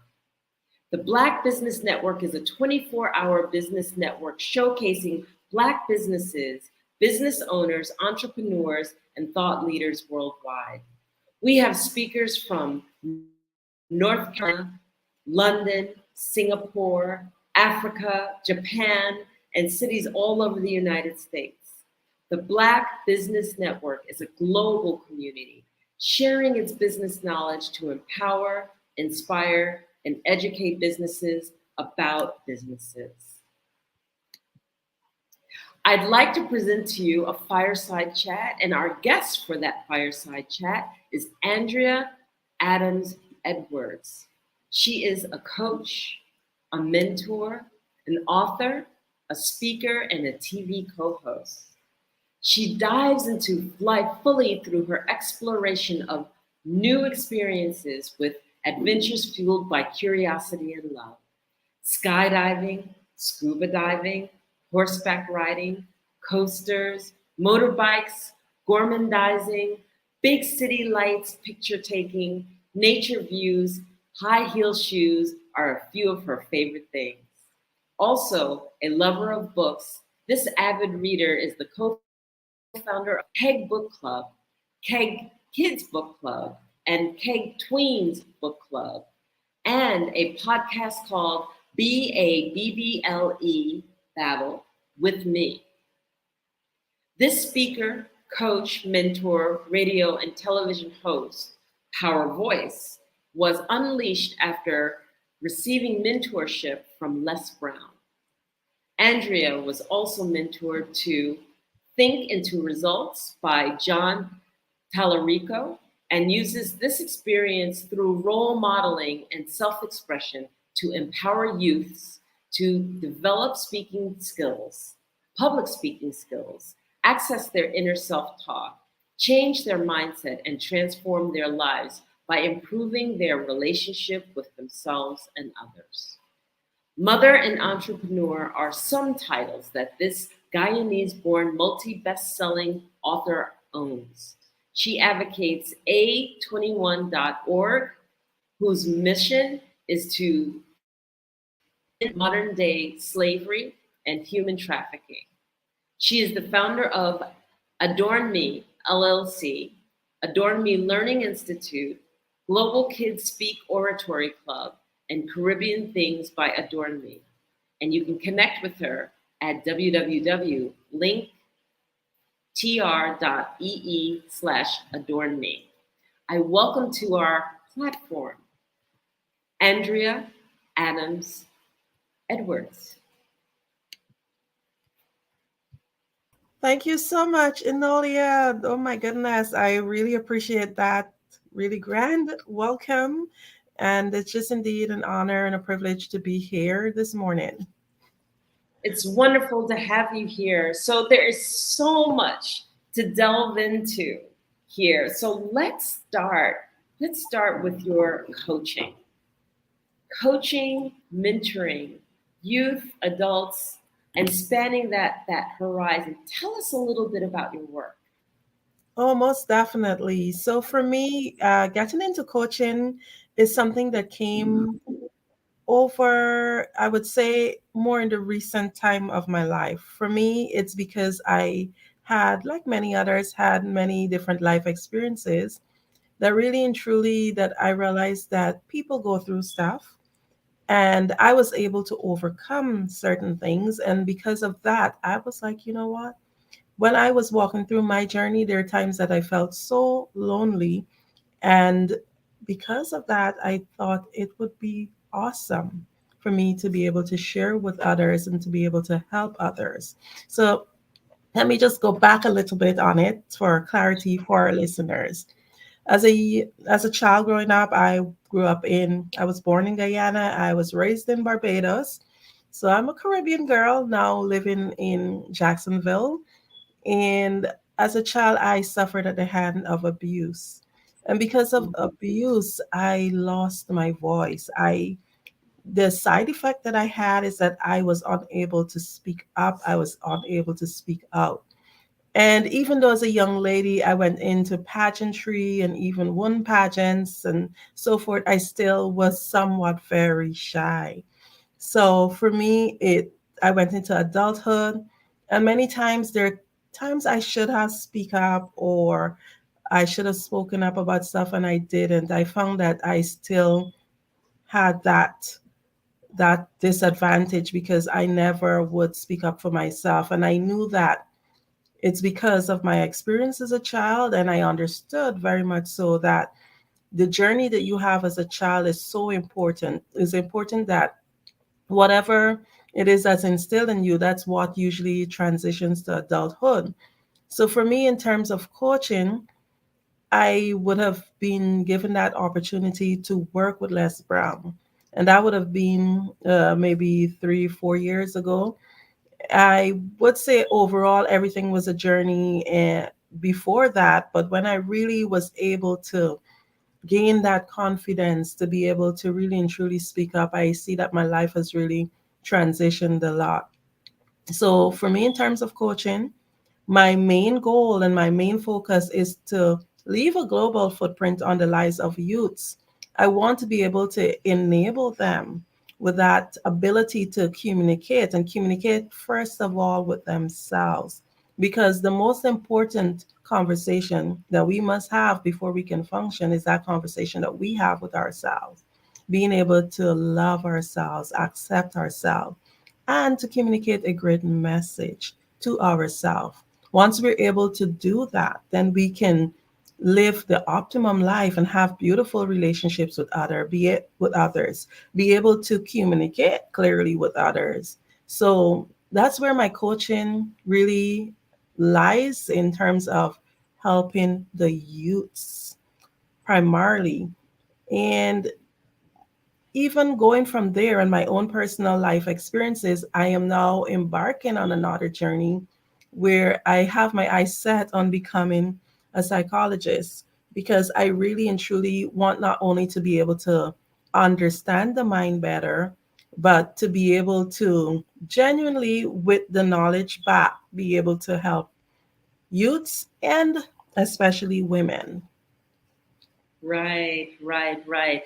That is very, very admirable work. And one of the things I wanted to go back to, as you were saying that you were able to really teach children to communicate, what were some of the fundamental things that help you get over your own communication issues or experiences that you needed to be able to come forward as a shy child or a child that has gone through trauma? Because when we go through adversity ourselves, sometimes that adversity helps us, that vulnerability and that hurt and that pain helps us to be the strongest advocate for the child who, or the other children who might experience the same things. Like, can you talk to us a little bit about how you were able to draw from those experiences? Most definitely. For me, I'm a mom of four. I definitely would not have wanted my kids to develop the same traits in terms of not being able to speak up, not understanding the importance of representing themselves. So for me, that was one of my strongest drives, ensuring that I teach my children and I help them to get the gift of speech. And most of all, for me, I would have spent my life, what I would say, as a avid learner. I always had the hunger to learn. But for me, in terms of where I came from, third world country, and the economic resources my family had, I wanted to get a degree and do further education and so forth. I was not given that privilege because of where I came from. So although I wanted to learn more, I really didn't have that opportunity to go to school at that time to learn more. But what I did throughout the years from a young lady, I always did courses. So I did courses, small academic courses that would have helped, like in business, diplomas, but never got to that stage where I would have been given or being able to obtain a degree. But I always had a hunger to develop myself. But how I was really able to get over that stage, it would have been maybe around the start of the pandemic. I was invited by a friend to be what you would call like a support for her, and it was for a program called, oh my goodness, a Healthy Thoughts Challenge. And for me, I never really understood. I thought what I was doing was really personal development all my life, but I never understood that just doing a course was not necessarily personal development. There's a big difference between having that mind shift when you do a real personal development course. So when I did that Healthy Thoughts Challenge, I was like, oh, yes, I'm supporting you on this as a friend. But for me, I just thought that my mindset was already great. I was like, I don't have bad thoughts. I don't cuss in my head, etc., etc. I thought that, I had it all down pat. But when I did that challenge, I realized that my thoughts that I had in my head about myself was definitely not healthy. I was literally self sabotaging myself in so many areas, not thinking I'm good enough. Oh, you don't have a degree, or you don't have this, or you don't have that. I literally recognize that self development is really different than doing an academic course. And from there, it changed. I reached out. I was able to work with Les Brown. I was able to work with John Tallarica under the Bob Proctor program, Thinking into Results. And if I tell you, it's been everything right now. It's like, I look back, it looks like I'm far way ahead from where I began in a short time, and that's because of personal development. Oh, well, you don't have to preach to the choir here because I'm a huge advocate with personal development. That's actually where I work. And again, you can't build a castle on a house of sand. You've got to take care of the traumas and the issues and everything that's there underneath. And you know what? I can envision you standing in front of those faces and those eyes. And can you just share with us, where do you begin with the youth? There you are, you're in an audience full of youth. Where do you begin and how do you engage them? Because this is really important for people to hear, that it's not the standard, academia that actually draws them in. So share with us a little bit about that. Oh, most definitely. So, as I mentioned before, I knew, for me, let me just back a little bit. When I started the personal development, I knew that everything stemmed out of what you call self love. And I say that over and over again. We have to love and accept ourselves. And the brand that I built, it's called Adorn Me. Adorn Me actually means I adorn me. You have to love yourself first. And I have even created like a Facebook group, and I have like maybe 100 and some people who listen to my meditations, my daily meditations. And it's just called I Adorn Me, the self-love, self-care space. So I understood, yes, it starts with me. So as it relates to the kids, I knew that whatever it is I'm doing, I felt that it is of a greater calling. It's not me, it's just something that's in, I'm being used as a vessel. So I knew that I had to help these kids. My program is called Global Kids Speak, and the whole idea that's been implanted in me is to leave a global footprint on the lives of youths, and not just in the USA. I have mentors. I've had a mentor from South Africa, Canada, Barbados, and we have kids from all over. So it's not just kids in the US. I just didn't want to come into my community here in Jacksonville and create a club, a brick and mortar club, and just limit it. I knew the possibilities of the internet. And for me, I wanted to reach children who might not have an opportunity. When I think of myself as a young lady, I wanted so bad to have more for myself. I wanted to, in fact, at that time when I left school, my dream was to be a pilot. And I went and I researched every means in terms of how I can do my piloting course and stuff. And my family's like, oh, we don't have the money. And of course, I was from a broken home, and I can understand living with aunts and uncles and stuff. I was not their child. So there's no way they would maybe go out and borrow a loan for me to be able to go to university or whatever the case is. So there's so many different reasons behind why children sometimes don't have access to the resources. So for me, with Global Kids Speak, one of the things that I do is make sure that the price is affordable. And I think even sometimes with the pricing for the course, in some countries, that's still a lot for a parent. But one of the ways I actually counteract that is by creating scholarships. Come January, I actually have 30 children who will be on who are not paying.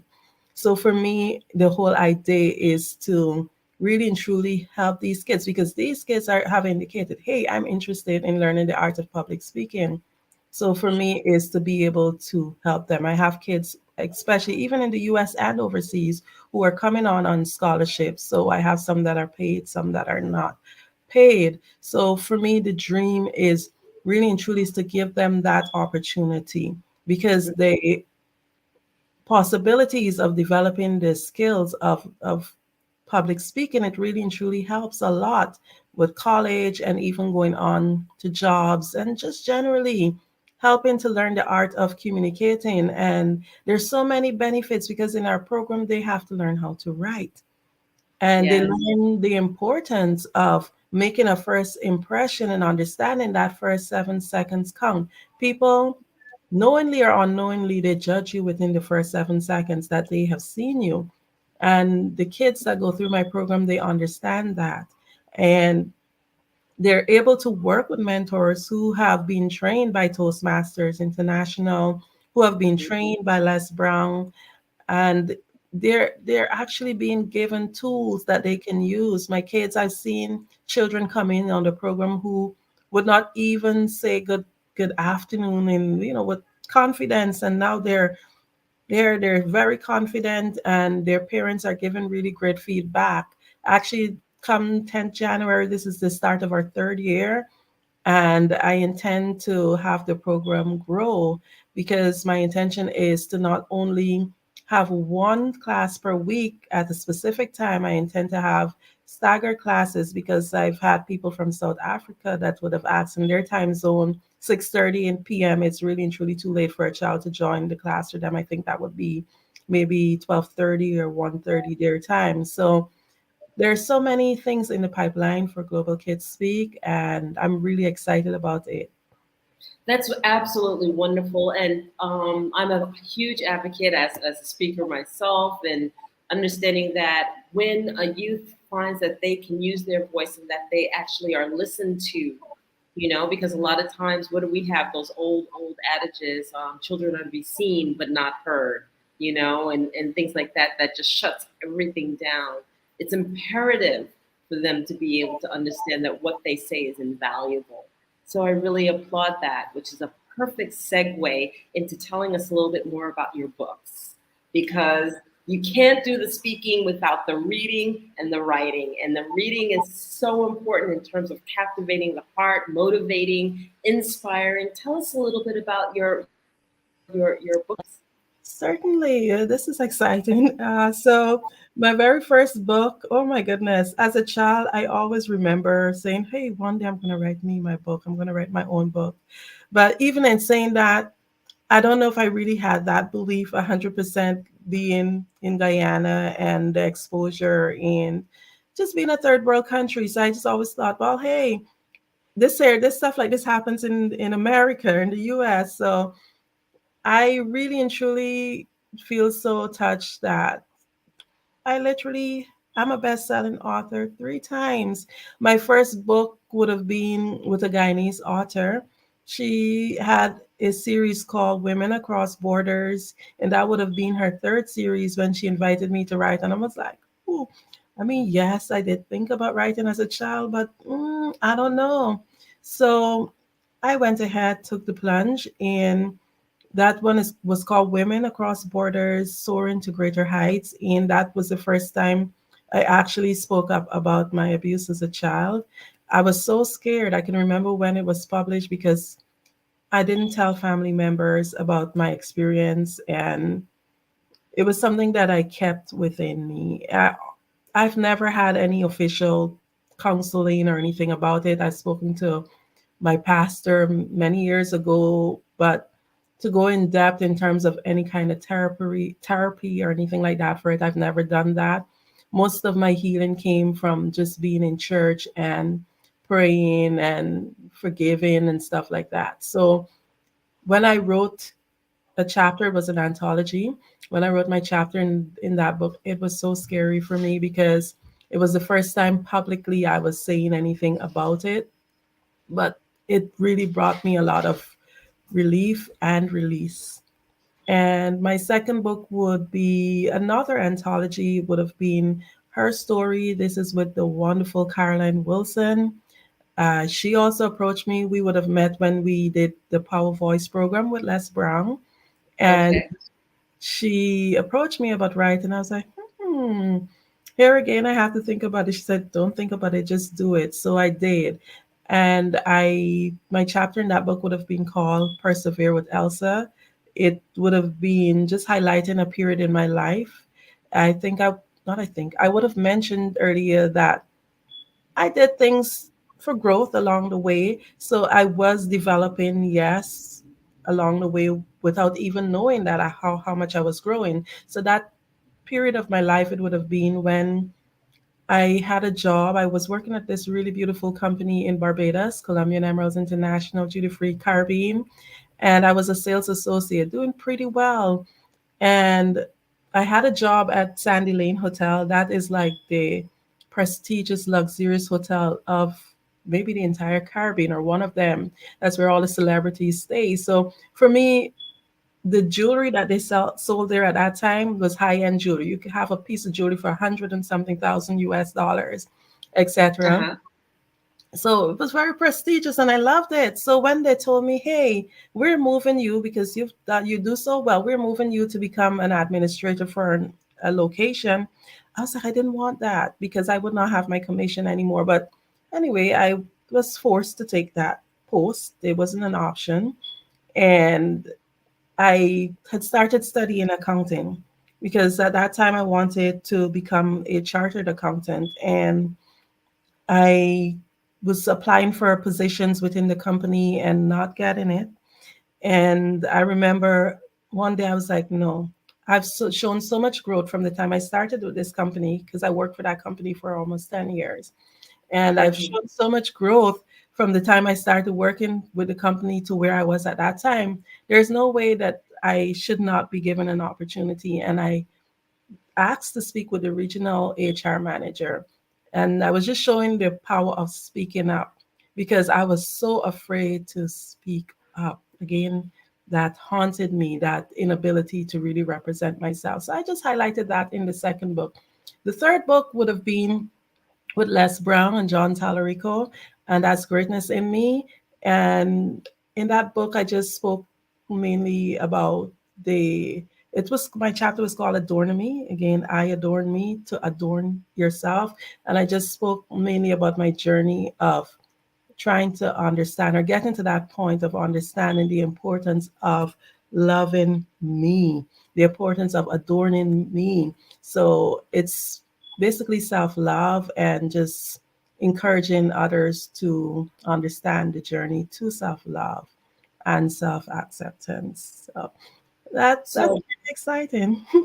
So beautiful. And then I want to just get a little bit in before our show ends about your TV hosting. Talk to us a little bit about your radio. Oh, most definitely. So I am not doing that anymore. I think maybe it might have been May or June would have been the last time I would have done that. But I was hosting for about a year and a half with Destiny Unleashed. That's with the wonderful Kelly Worrell and Valbert Bryan. They were both students of Les Brown, and Kelly has like a really great vision in terms of that TV show, and she invited me and Valbert to co-host with her. That was such a beautiful experience, but I believe at the time that there were so many changes and there were so many things that were going on with me, I needed to just step out and continue on my journey to build what I was doing. Because when you're doing co-host, it takes up a lot of time because we always filming, you got to create content and so forth. But Destiny Unleashed was definitely a beautiful experience for me. It's available on Roku and on demand. Okay. Generally, so that was a beautiful experience too. So you have this beautiful message. What is it that you want everyone or the youth to know right here, right now, that you would share with them? Oh, most definitely. I will tell you whatever it is that's going on in your life, just remember to love yourself. I've been being part of social media, you find sometimes people have their 2 cents to put in, as I would say, and I've been knocked down for promoting self-love, but I will still continue to do it because I know a lot of Christians think that self-love is not a good thing. And I tell them, if you're coming from the standpoint of being a Christian, the Bible says, love your neighbor as you love yourself. So you have to love yourself in order to be able to love your neighbor. So you have to love yourself. So I would tell persons, it's not being selfish. The greatest gift you can give yourself is to love yourself first, accept yourself first. And you will give those around you a beautiful gift because you will be living your optimum life and you'll be able to give them the best version of yourself. Beautiful. Andrea Adams, can you please share how people can get in contact with you if they want to view and engage with you? Most certainly, I would say because I spoke about a broad number of things, I would say the best way to get me is through Linktree. I have my phone number there, all my social media handles, etc. are there, and that's linktr.ee.ee/adornami, ADORNAMI. Thank you so, so much. I want to thank you for the opportunity of sharing with us and telling us about your beautiful work with the youth. And there are so many youths out there that feel lost and they're like looking for engagement. So if you're out there or if you know a youth that is looking for engagement, please let them know about Andrea Adams' programs and share the knowledge and share the powerful a gift of empowerment and coming into one's advocacy. So thank you again, and genius is coming, and I'll see you on the other side.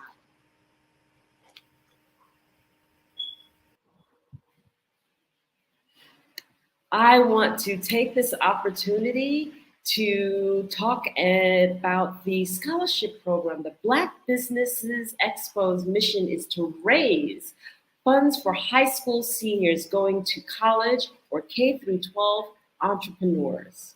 This expo is a fundraiser for students. You may go to www.blackbusinessexpose.com to donate to the scholarship fund or use the Cash App that's on the screen below. That's $BBX USA. Our goal is to give laptops and up to $5,000 to 10 students. Students can register online at www.blackbusinessexpose.com. Every dollar counts, so we want to remind you to donate to the scholarship fund. We want to thank our Black Business Expo USA sponsors for their support. That includes NC100, Moody Capital Partners, Suede Soul, BDM Media, Lotus Rishi Coaching and Training, Carolina, Virginia Minority Supplier Development Council, STEP Management, Hello LLC, BHS and Associates, Margie McLean Foundation Incorporated, Genius is Common, Earth Essentials, Malaine Cheney Global, Executive Women's Success Institute, The Quality Coaching Company, Super Women Business Services, Creative Force Studios, Lee Entertainment, Artistic App Design, and Black Business Expo USA. Thank you so much for being with us, and genius is common, and I will see you on the other side.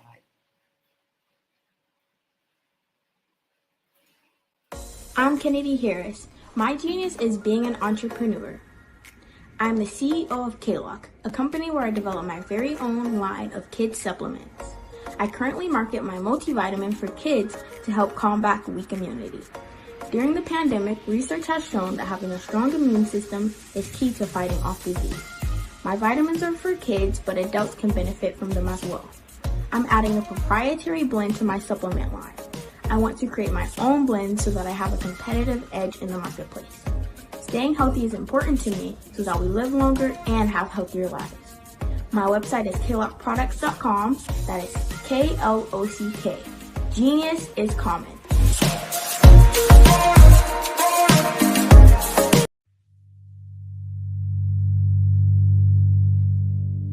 So what we have to do is when we get in a spot, we need to create some spots for us. That's the main thing. We need to be able to be in a position where we're able to create those spots for us. For me, being an entrepreneur, I'm not just going to get a business and then leave you sitting high and dry. If you ask me some questions about entrepreneurship, I'm going to give you as much as I've received. I've seen people who made it, and then when you ask them, it's like, okay, now you have to pay me for the information, the same information I got for free. We probably in totally different cities. There's no way that we're going to bump heads or anything. We're not competing. Bring me up with you. And so I just think that whatever education that I have, then I need to be able to give that to my own as well. So create the spots. You can create the spots when you get there.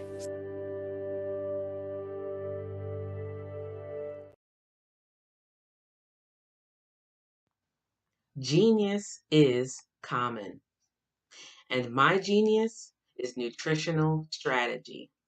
I am Shawnee Smith, the owner and creator of Can Do Spice. Can Do Spice was created because I knew that adding herbal and mineral supplements to my diet did not have to be boring. In fact, because I'm a food enthusiast, I knew I could create something flavorful and explosive that also had the benefit of adding herbal supplements such as sea moss, bladderwrack, burdock root, and black seed, just to name a few. I invite you to take this journey with me where we come together and take control of our nutritional health. It is my way of sharing my genius, the gift of flavor and the healing power of herbs to the world. What is your genius?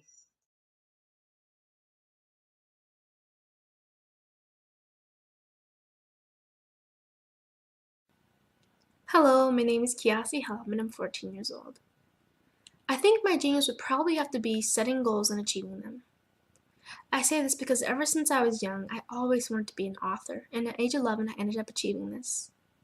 But not only did I end up becoming an author, I ended up becoming a public speaker, a publisher, a business owner, all these great things.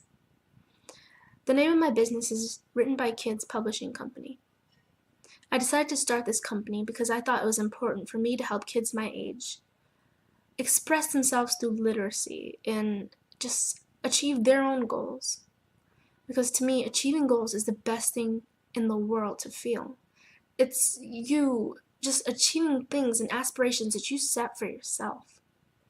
And I know that everybody is capable of this because even if you don't end up achieving the goal, you still tried your best, and that's the most important thing. And everybody is capable of this because genius is common. Thank you.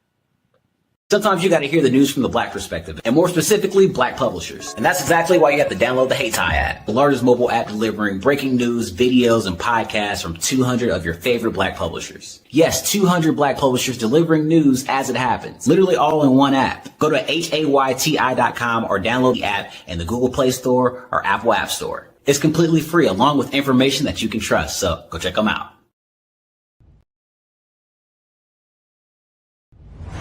Social media is evolving. It's more vibrant, more colorful, more energetic, and so are you. It's not just photos anymore. It's video, it's audio, it's subscriptions. And now there's Fanbase, a new monetized social network. Fanbase delivers the complete native app experience with full content monetization for every user. No algorithms that shadow ban your engagement or growth, and no ads. Follow anyone for free and subscribe directly to your favorite creators for $4.99 a month. Plus, show some love by tipping on any post. Also, make a Fanbase page and monetize your content the same way. Finally, connect with your followers by posting the amazing content you already create. And now, get paid for it. It's time to energize and monetize. Because everyone's a fan of something, and everyone has a fan base.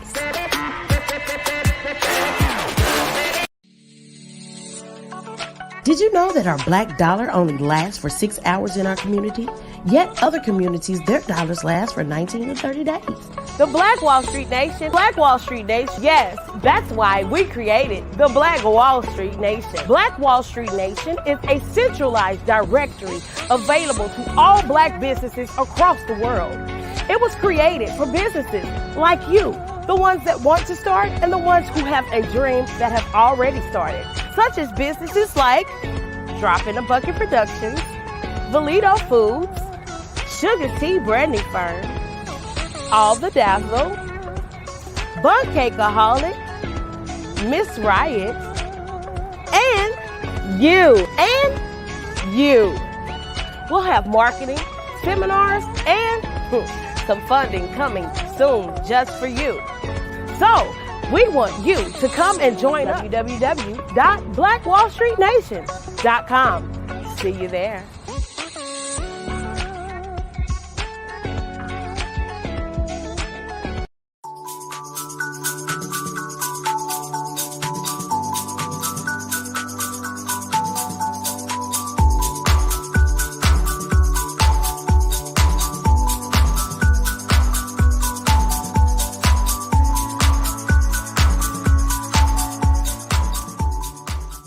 I have my PhD in biomedical informatics, and I tend to focus and get really passionate around genomics, particularly when we talk about genomics for precision health, genomics for community and population health, so on and so forth, and some of the disparities and differences that manifest themselves in the human body based on your heredity, your ethnicity, your environmental impact and stimulus that's coming from outside of your control, and how that impacts the way you ingest medicine, the way your body takes in that medicine and delivers it throughout your cells.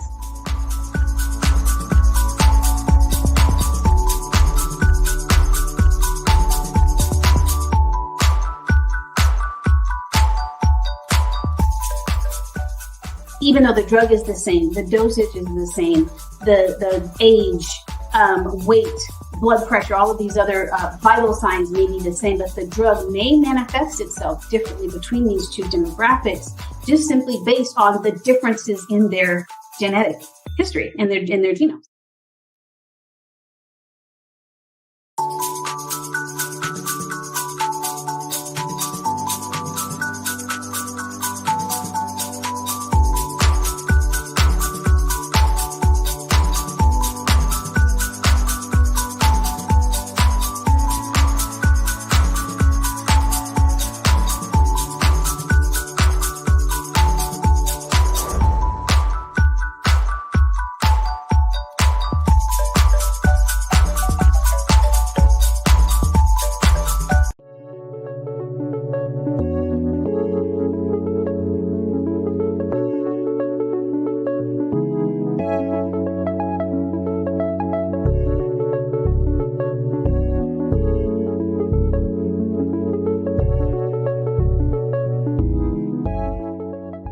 Passion has been around helping communities of color and historically underrepresented and underserved communities, minority, rural, veterans, persons who are differently able, in the intersection of education, innovation, technology, industry, and let's throw some entrepreneurship in there just for fun.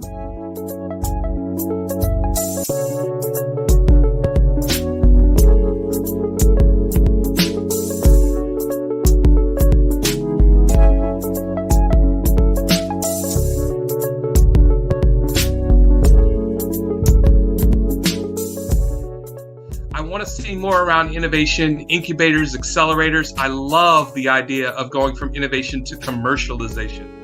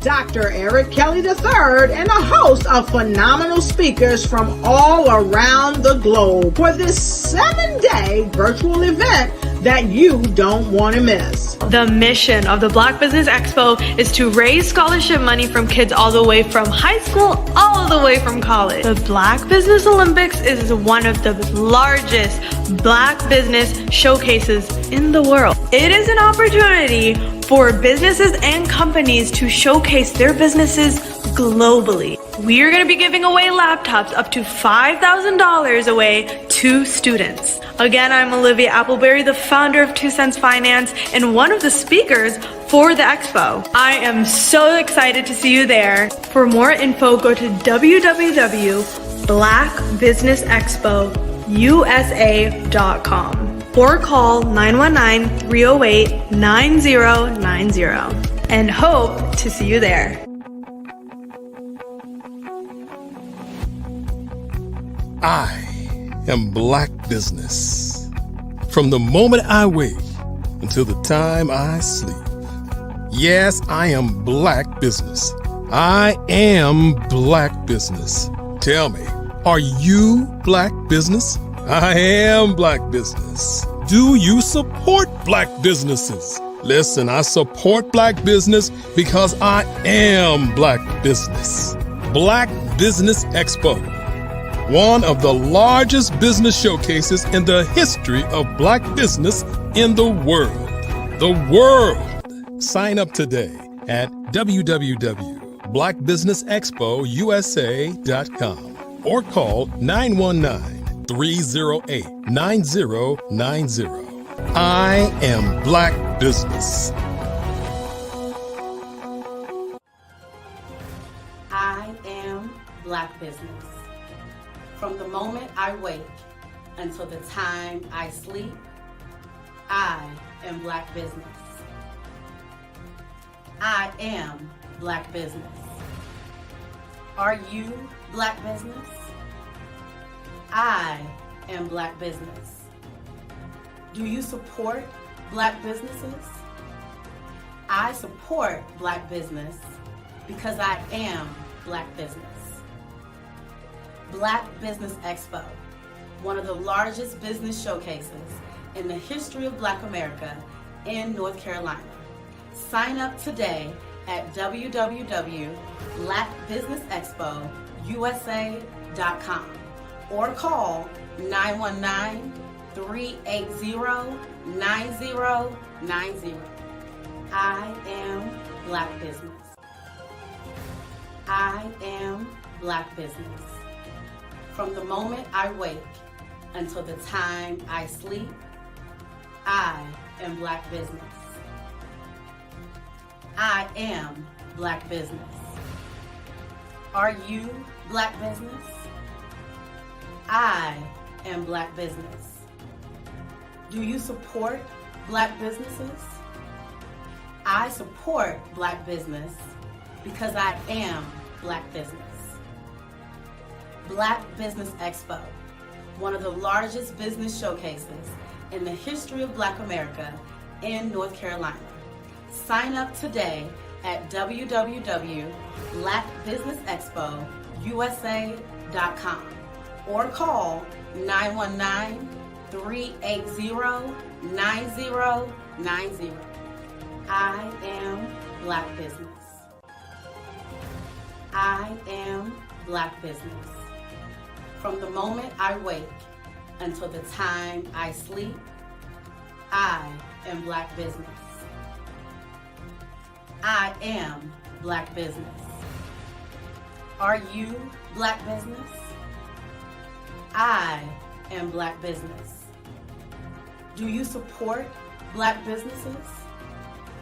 I support Black business because I am Black Business. Black Business Expo, one of the largest business showcases in the history of Black America in North Carolina. Sign up today at www.blackbusinessexpousa.com or call 919-380-9090. I am Black Business. I am Black Business.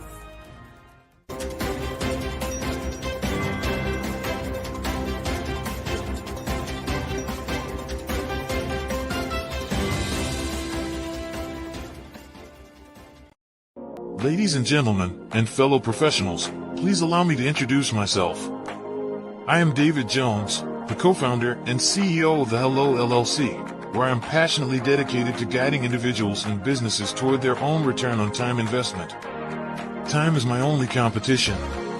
With over 20 years of experience as a corporate C-level executive, I bring a wealth of knowledge and expertise to the Hello LLC. My career journey has been marked by a relentless pursuit of excellence in marketing, strategy, and business management leadership. I have had the privilege of working with renowned Fortune 500 companies such as Xerox, American Airlines, Hilton, and Geico. However, what truly drives me is the transformational work we do at the Hello LLC. We are pioneering a new approach to business in the metaverse, where we empower businesses and individuals to build strong foundations, automate their processes and systems, while thriving in the ever-evolving digital landscape.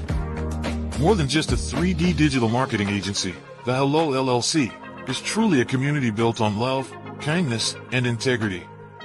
We want more for you than from you. As I often say, collaboration is the new competition. In an era where time is the most precious commodity, I am here to guide you toward your own return on time investment, because if time was sold in stores, it would be sold out. With a deep commitment to excellence and a strong belief in the power of community, I don't just lead a company, I lead a movement into the future of business. Ladies and gentlemen, it is both an honor and a pleasure to be your guide on this remarkable journey. I am David Jones, and together, we will embrace a future marked by success, collaboration, and the transformative work we do at the Hello LLC. Hello stands for helping everyone live life optimally. So, let's make that pivot together and start living life optimally today.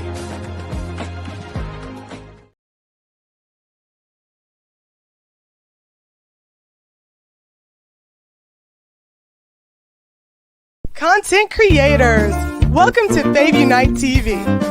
Hey, are you struggling with having your content stand out from the crowd? Or is it that you're overshadowed by others who have more resources, followers, and influence? The good news is wherever we are, you are too. We help you grow your online presence and optimize your visibility, which gets you closer to your audience so you can build trust and loyalty. By using the power of our network, we help you build yours. Fave Unite is a powerful tool to connect you with your friends, followers, and fans. And when fans rule, everyone wins. Join us. Fave stands for fans, artists, and venues. Submit your content today.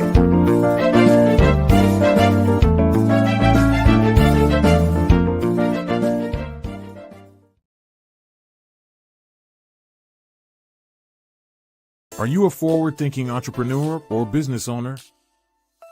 The world is changing faster than ever, and it's time to pivot and adapt to the future. Hello LLC is here to help you do just that. Hello stands for helping enterprises leverage leading-edge optimizations. Our innovative solutions can streamline operations, reduce overhead costs, and give you a competitive edge in a market projected to reach $5 trillion by 2030. By pivoting to the metaverse, businesses can tap into a rapidly growing market that is projected to be a significant part of daily life for 25% of Americans by 2026. As a full digital metaverse agency, the Hello LLC can help you create custom solutions to streamline operations, increase productivity, reduce costs, and drive brand recognition. Why should you pivot to the metaverse with the Hello LLC?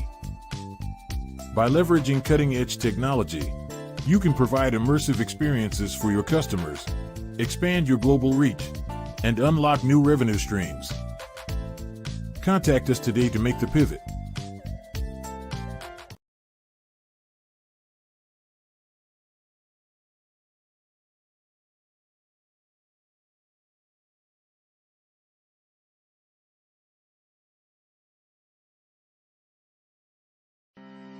Are you aware that showing off your expertise can gain customers and position you as an expert in your industry? Consumers need confidence to purchase, so let us showcase your knowledge by interviewing you for a 3 to 5 minute video. We'll position you as an industry expert with a customized interview-style video, and for a limited time, we'll cover all production costs. Click this ad or call now for all the information. you'll want to experience the same 5-star service our customers love. So take advantage of this one-time offer. Click this ad or contact us now.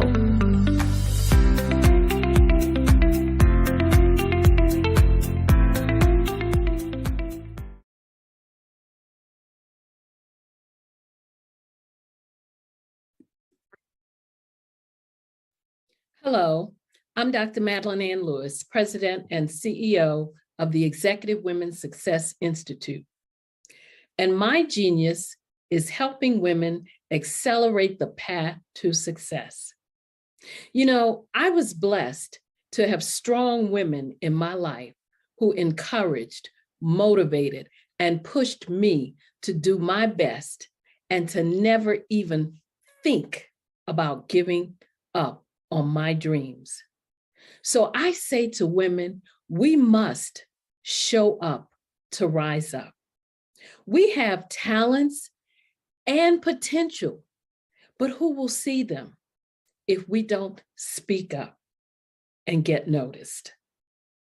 I know that women are a tremendous resource on this planet, and there is nothing more fulfilling than helping a woman tap into her full potential.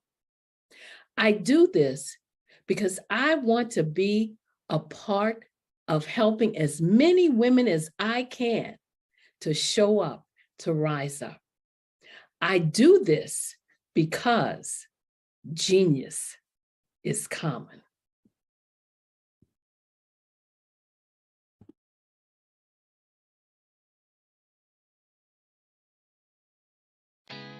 Did you know women represent just 3% of Fortune 500 CEOs and less than 15% of corporate executives at top companies worldwide? Have you wondered what the secrets are to getting into the top ranks, whether in the private or public sector?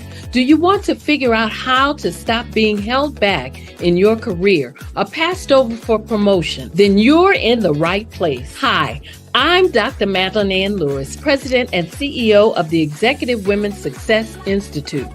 I have decades of experience in the military, the federal government, and corporate America, and my mission is to help women succeed and tap into their full potential. I want to reach 1 million+ women around the world to become the leaders they are meant to be.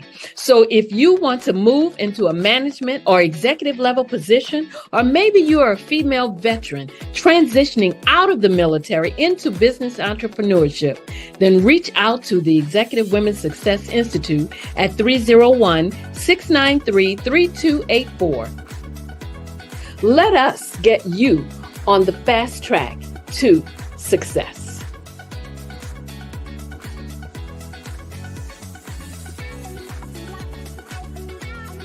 Artist to me is a creative expression of something from nothing.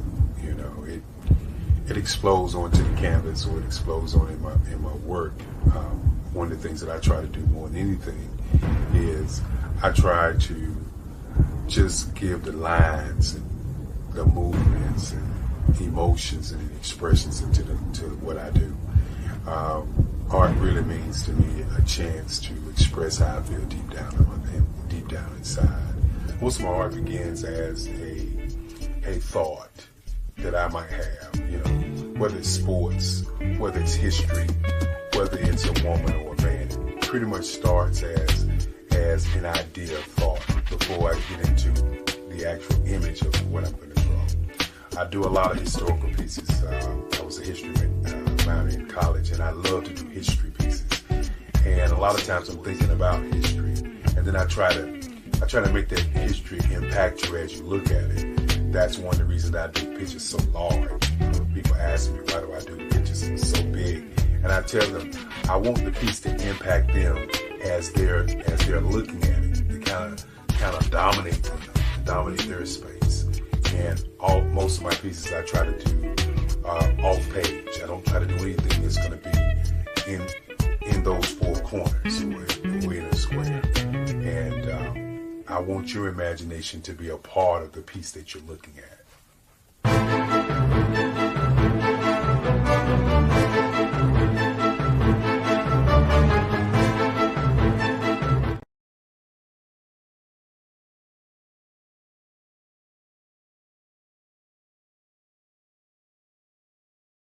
I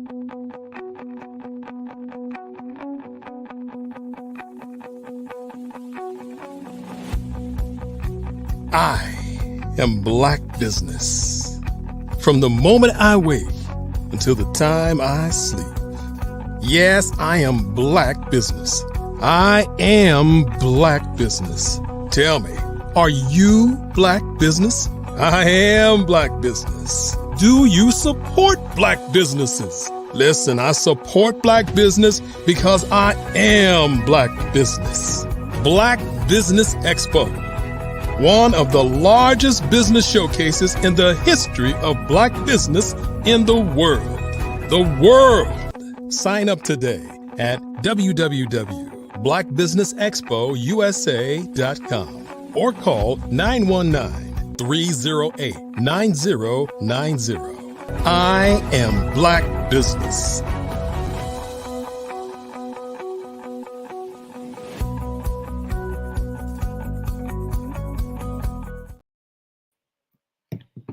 Good morning. Business owners, entrepreneurs, thought leaders, and corporations, and welcome to the Black Business Network. My name is Dr. Enolia Foti.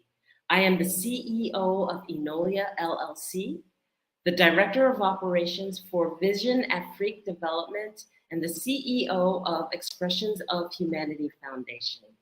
I am your business moderator for this morning, coming to you from Angola, Africa, on the Black Business Network. The Black Business Network is a 24-hour business network showcasing Black businesses, Black owners, business owners, entrepreneurs, and thought leaders worldwide. We have speakers from North Carolina, London, Singapore, Africa, Japan, from all over the United States. The Black Business Network is a global community sharing its business knowledge to empower, inspire, and educate businesses about businesses. And the topic of our keynote today will be fundraising readiness. And our next keynote speaker is Dr. Barbara Wright, Certified Dream Builder. Dr. Barbara Wright is a Certified Dream Builder, is the founder of Certified Dream Builder Incorporated, a development consultant at Wright's Partners Group, LLC, and president at Certified Dream Builders University. She has over 20 years of experience raising from $10,000 to $10 million, helping to win over $150 million in grants, contracts, and loans for nonprofits, for-profits, faith-based organizations, schools, and colleges.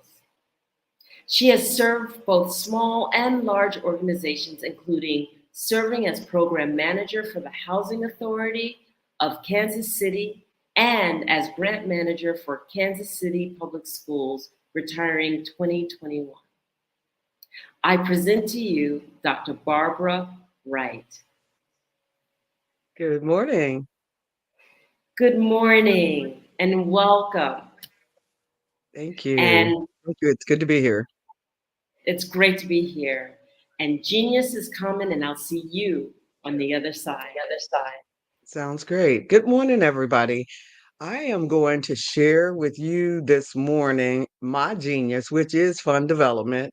And I have developed some systems that I think will help you in fundraising, grant writing, and fundraising. So we're going to cover what I consider my checklist. It's 7 steps. This is from my book, Getting Ready for Grant Writing, made finding it easy. So I'm going to share 20 tips on a checklist that I've developed that would help you in getting ready to walk through the funding door. Even after you're ready to walk through the funding door, there still may not be a positive answer, but at least that puts you in a better position than not being ready. And in many cases, people are just not ready to go after the funding.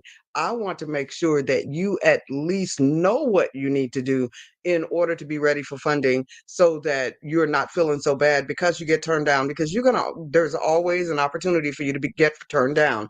If any grant writer or fund developer tell you that you're not going to be turned down, let me just let you know, you probably want to run away from that one, because you are going to have times that you are going to be turned down for grants. As long as I've been doing this, and I think I'm pretty good, got one funded just a week or so ago for hundreds of thousands. But you're not always going to get a yes. You're not always going to get a yes. So your track record is going to fluctuate based on whether or not you are truly aligned with that grant. It's lots of different reasons. But what I'm about to give you is a list of about 20 areas that should help you in walking through the funding door. And they are in categories, in 7 different categories. So phase 1 is your initial planning. And when you're doing your initial planning, you want to make sure that you're doing that feasibility study, which includes your SWOT analysis, which is your strengths, your weaknesses, your opportunities, and your threats. It includes a pestle analysis, which looks at political concerns, economic concerns, societal concerns, technological concerns, environmental concerns, and legal concerns. It looks at all of those to see whether or not you are ready, or what it is that you have decided to do is something that is fundable. You want to make sure that you establish a database during that initial planning, and that database is going to hold all the information for your funders, it's going to hold the information for your partners, it's going to hold your demographic information in case you need to hire someone to assist you. So those are the 2 things that you need in phase 1. You need to make sure you have the feasibility study done that includes SWOT and pestle analysis, and you need to make sure that you have your database with your hard copies and your electronic copies of all the documents you need in order to supply your funder when they ask you for these, and you need to be able to do it pretty quickly. Phase 2 is meeting those regulatory requirements, because when you are applying for grants, you definitely need to apply to make sure that you are ready for all of your regulatory requirements, that you are meeting all the regulatory requirements. And each funder may have a different set of requirements that they want you to jump through, or they may have a different database that they want you to be in. So you want to meet the current and future regulatory requirements. You want to look at your state incorporation documents and preparation and bylaws, and make sure that you have met those, not only your state, but your local and state. And then you want to make sure that you have your federal. If you are a nonprofit, you want to have your federal 501c3 to ensure that you are ready to apply for grants. If you are a for-profit, you want to have any designations that you need to have to make sure that you are qualified, or that you have any advantages that are set aside for, if you are minority, for minorities. Phase 3, you want to establish your business credibility. So phase 1 was the initial planning. Phase 2 is making sure that you meet the regulatory requirements of your local, state, and federal organizations. And then phase 3 is establishing business credibility. When you establish business credibility, you want to make sure that you have a bank account in the name of your nonprofit or your for-profit organization that you are trying to get funding for. You want to have a professional email, and that's not an AOL, that's not a Gmail, that's not any of those. That is a name like mine, which is bwright@certifieddreambuilder.com. You want to have a name that you own. And so that is your professional email. You want to have a professional business address, a professional phone number. You want to have a Cheers bank account. And you're probably saying, Dr. Wright, what on earth do you mean by a Cheers bank account? What I mean is that bank account has a wealth management officer, and they handle wealth management accounts, which when they reach a certain level, they may give out some of those funds. And I would say it's probably best to be at a bank that has a nice number of accounts that they manage, and they'll know when there's funds to be given away. And if that Cheers bank officer or wealth management officer knows your name, they may let you know when there is some funding available and let you know that it is time to apply. Now, that doesn't guarantee that you're going to get the funds, but it is nice to have that little advantage. You want to make sure that you have some net 30 accounts that's going to build your credibility in the credit world. That was phase three. So I've covered phase one, two, and three. Phase one is initial planning. Phase two is making sure that you meet those regulatory requirements. And phase three is making sure that you establish business credibility. We're talking about being ready to go after funds. Some of us want to just jump out there and apply for grants, and you haven't done any of the background work to get yourself ready. I am a proponent of readiness, and that's what this checklist is all about. So we're moving to phase four. Phase four is making sure that you are branded properly. When you are branded properly, you have your logo with your brand manual, and your brand manual includes your case statement. Your case statement is made up of three different statements: your mission statement, your vision statement, and your value statement. That develops a case statement about your organization. You want to make sure that you have your slogans, your graphics, your platelets, your color um, palettes. I'm sorry, your color palettes to so that you know the colors that you're going to use for your scheme. According to the BBX, the colors seem to be red, white, and blue. My colors are blue and green. Whatever colors you have chosen for your organization, then that's what you're going to develop in that brand's manual. And everything that you do, your website, everything that you do is going to be centered around those color scheme. Um, you want to make sure that you have a website, and your website should have um, major pages on there and a donation button, your welcome, your about me, your service, and sometimes it's called who we are, what we do, get involved, your contact page. You want to make sure that you have your website with your drop down menus that can let everybody know what you're doing. I know some of you have your Facebook, some of you have your Instagram, some of you have your TikToks, but you also, when you really are ready to be professional, you need that website.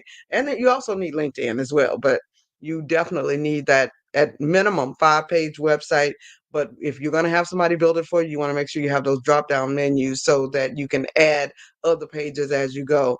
You need your social media presence with social media like Facebook, LinkedIn, Instagram, Twitter. And there's probably some others. A lot of people who are doing international business need WhatsApp and some of those others. You need collaborative development. That's phase five.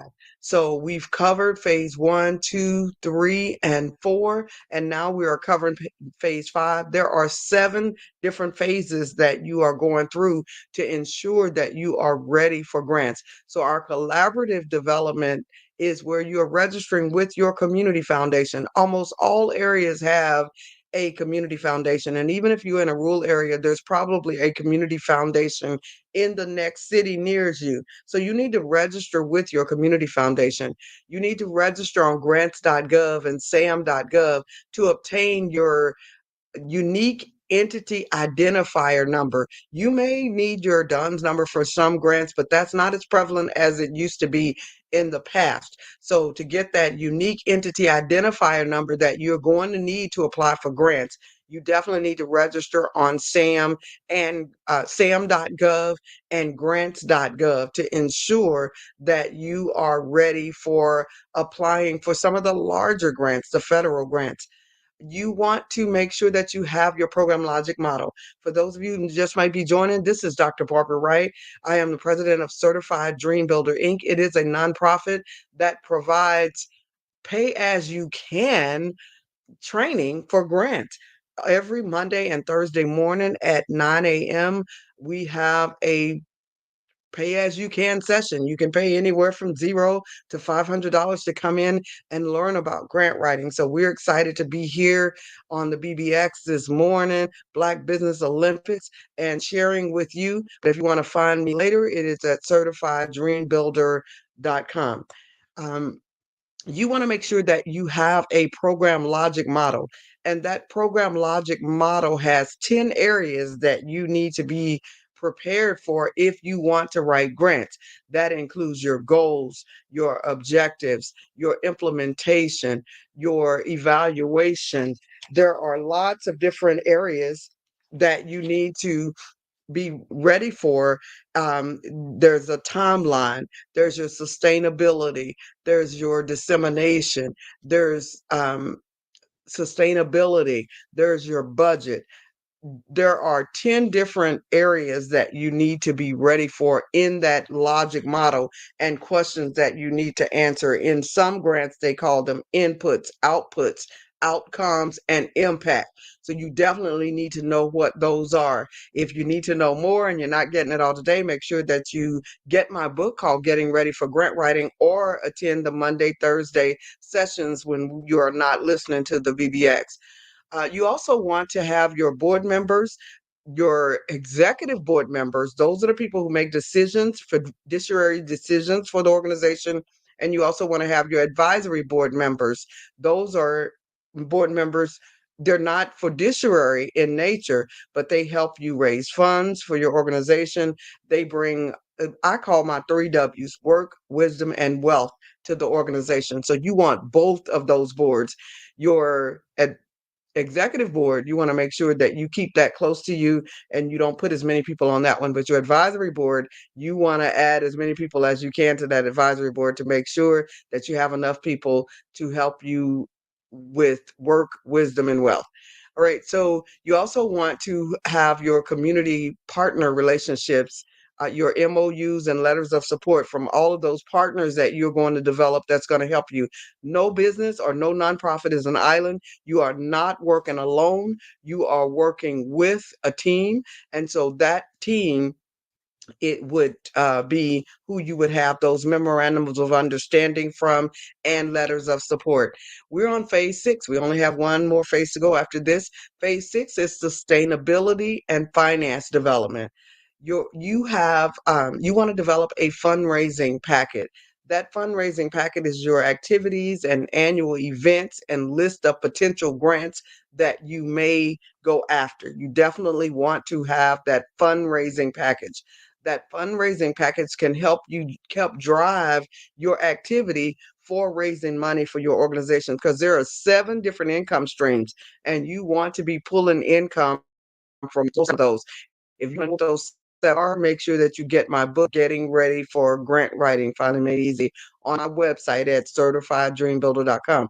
You also want a scalable operating budget. That scalable operating budget means this year it may be this amount, next year it may be an additional amount, the next year it may be, a little bit more. So you do want a scalable budget that can change based on the growth and needs of the organization. You want a customized, scalable program budget.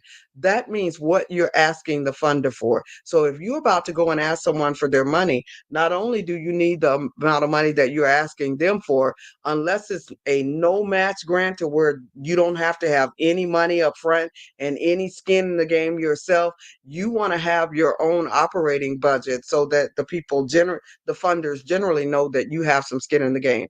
You also want a sustainability or financial plan with your customer relationship management. So your sustainability plan is going to be how you're going to keep your organization going after the grant money is gone. And that brings us to phase 7. Phase 7, you want to make sure that you train your grant team. So you're going to take all the information that you created in those first 6 steps, and you are going to develop your grant writing team, your grant training.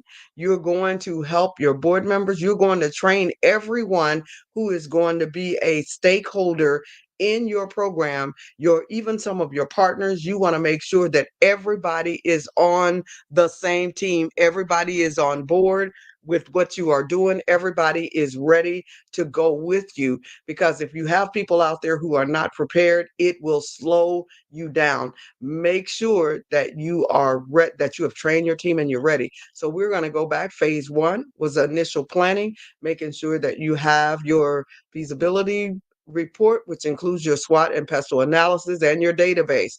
In phase 2, you want to make sure that you met those regulatory requirements. That's your current and future regulatory requirements, because you have some regulatory requirements now, but just know that they're not static. They may change over time.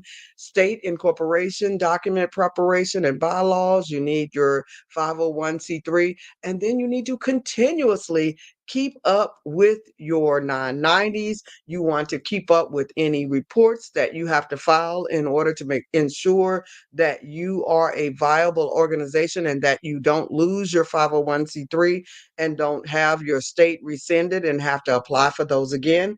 In phase 3, you want to establish business credibility, making sure that you have your bank account, that you have your professional emails, your professional business address, your professional phone number, that you have your bank account, all of those things.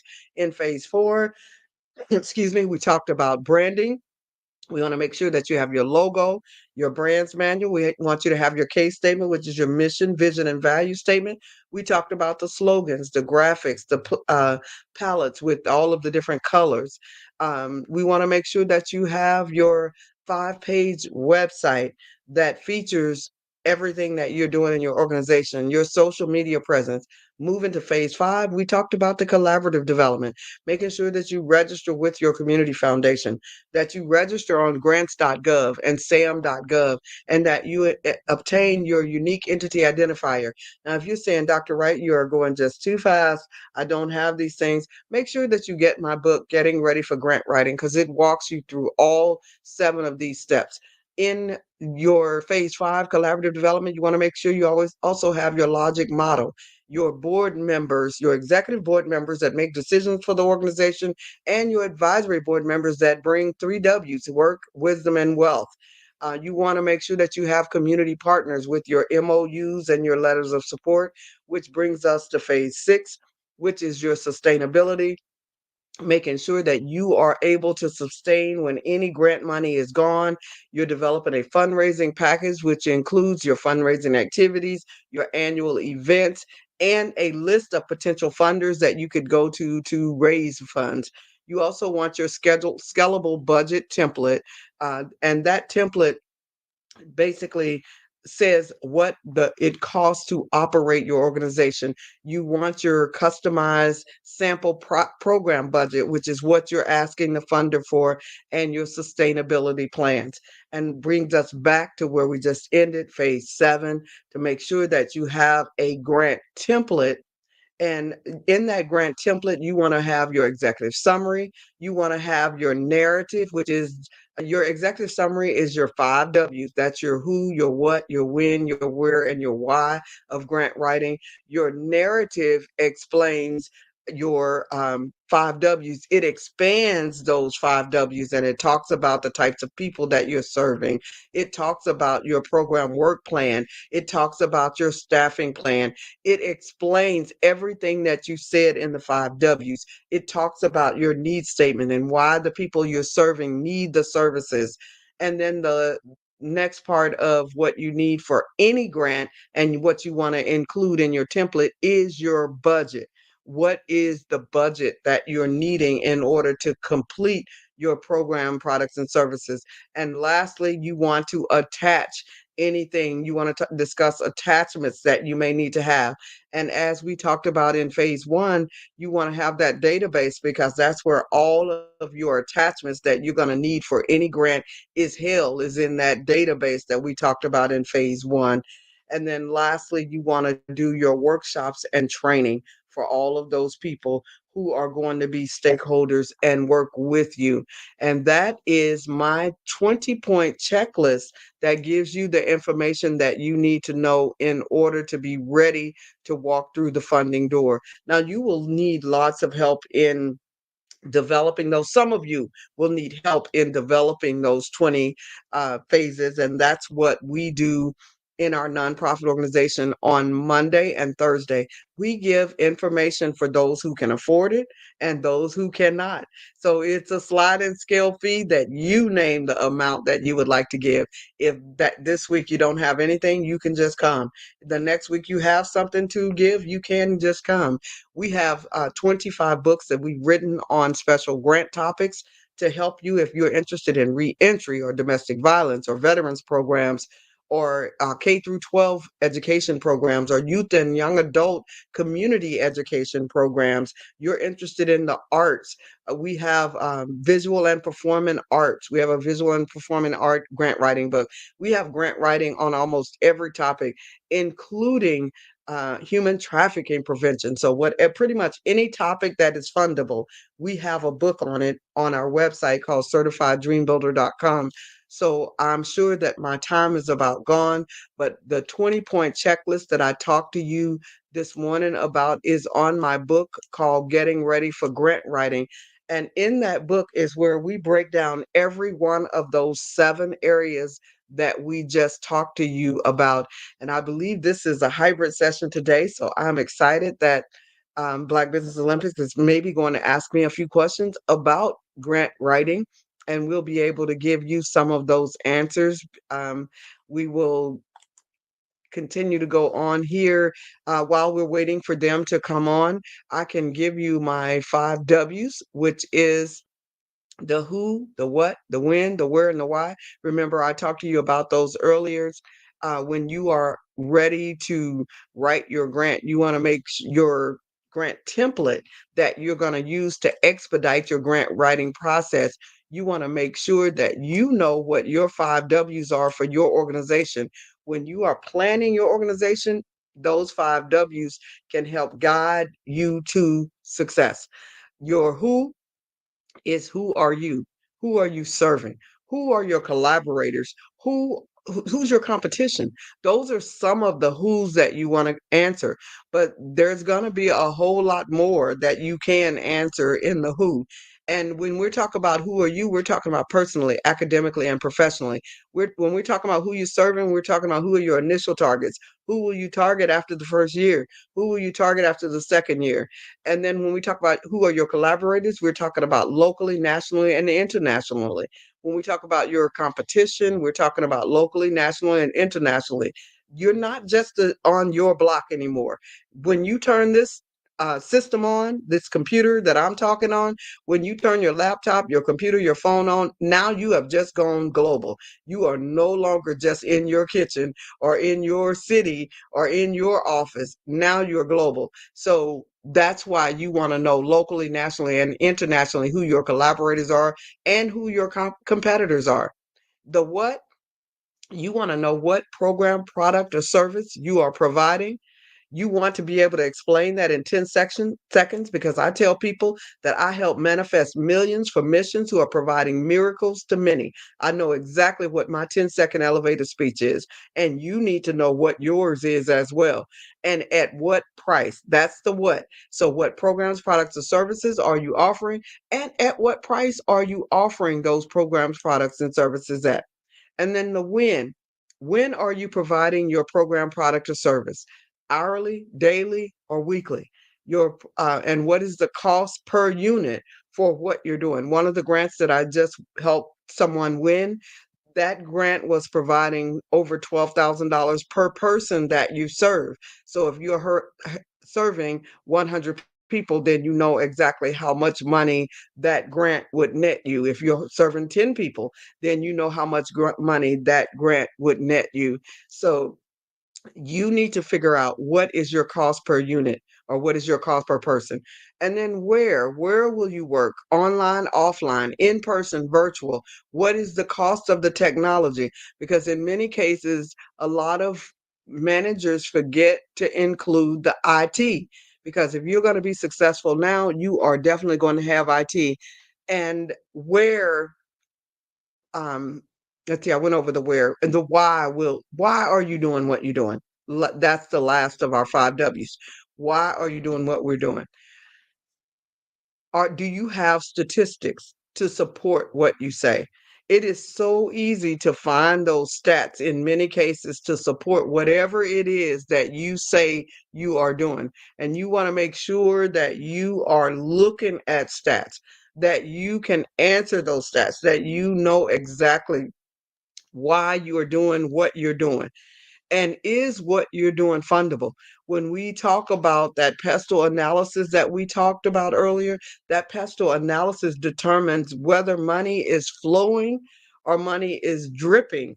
And you want to ensure that if you're going after areas to where the money is pouring, not just dripping. Now, if you know the difference, if you know in some areas money is pouring and some areas money is dripping, and you're still willing to work with the drip, then at least you know that there's not going to be as much money flowing from political concerns, but at least you know that you're going to have to do fundraisers to raise the money. So you can make it either way. It's just, will you be getting grants or will you be getting fundraisers?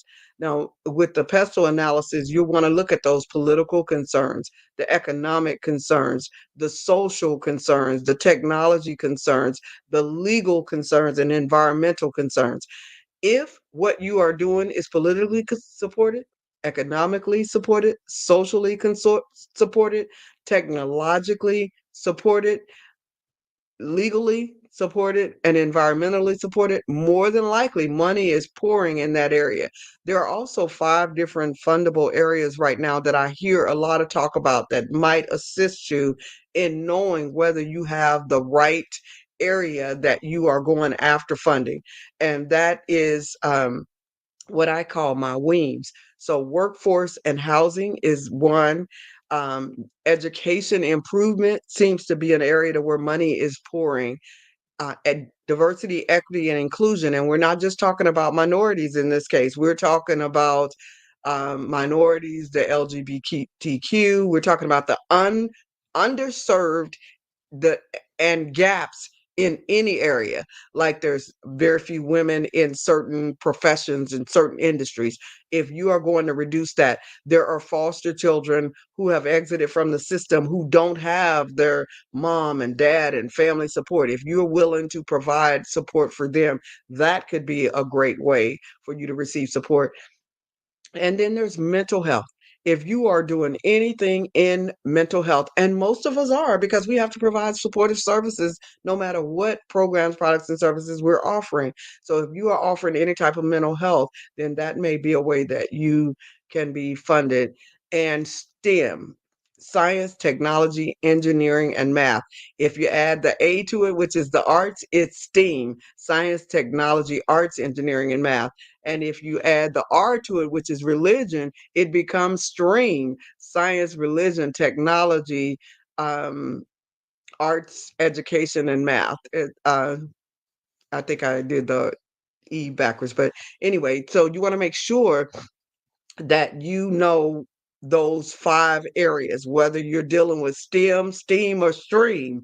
You want to make sure that you cap it with that S, which is going to assist you. So, again, those 5 areas where money is pouring is workforce development and housing, education, improvement, uh, diversity, equity, inclusion, your mental health, and your STEM, STEAM, or STREAM are the areas to where money is flowing. And I appreciate you listening today. I hope that this information has been helpful to you. There are so many things that you can do. You don't want to, while I'm waiting for the host to come back, there are so many things that you can do to improve your own organization, making sure that you compare your organization to other organizations out there who are doing something similar. I have a book called My 4Ds: Discovering, Designing, Defining, and Deploying Your Gifts and Talent. And in there, we talk about keeping it 100. And by keeping it 100, we want you to check with the top 100 in whatever it is that you are doing to ensure that you get best practices, that you understand who's winning in the business that you want to start, who's winning in the nonprofit that you want to start, who is really serving the people, who is really getting some support, and that's not just in those areas. For those of you who are say, I'm not interested in a nonprofit, I'm not interested in a for-profit, I just want to get me a good job and be paid, been there, done that, whatever it is that you're saying, you still want to look at the top 100. You want to know the top 100 companies, the top 100 employers. If you are looking for a job, you want to look at the top 100 websites in areas that you want to be in. If you want to be an influencer, you want to look at the top 100. And then out of those top 100, you may be picking 10 of those that you want to be able to emulate, that you want to be able to um, replicate. You don't want to duplicate anybody's programs. You want to replicate their best practices, put a nice bow on it, and make it your own. So you're checking their size, you're checking their mission, you're checking their funding strategy, you're checking who their donors and sponsors and advertisers are, especially if you are a nonprofit or for-profit, because those same donors, sponsors, and advertisers may end up being donors, sponsors, and advertisers that can help you as well. So consider that. I'm still just waiting on our host to come back because we have basically completed this morning. But as I am waiting, I am also going through looking at some of the things that are in my Getting Ready for Grant Writing book and sharing a few tips with you as I go through this book. So everything that I'm sharing is from this book. Um, when you are doing your feasibility study, you want to make sure that you're getting your NTEE codes and your NAIC insurance codes. Both of those codes are listed in my book, Getting Ready for Grant Writing. So any of the information that I have covered today is in my book called Getting Ready for Grant Writing. But I want you to know that not only do we have the book Getting Ready for Grant Writing, we have 25 other books as well. And I'm trying to get those books over here on this same screen so that, oh, I think we're here. Hi, how you doing?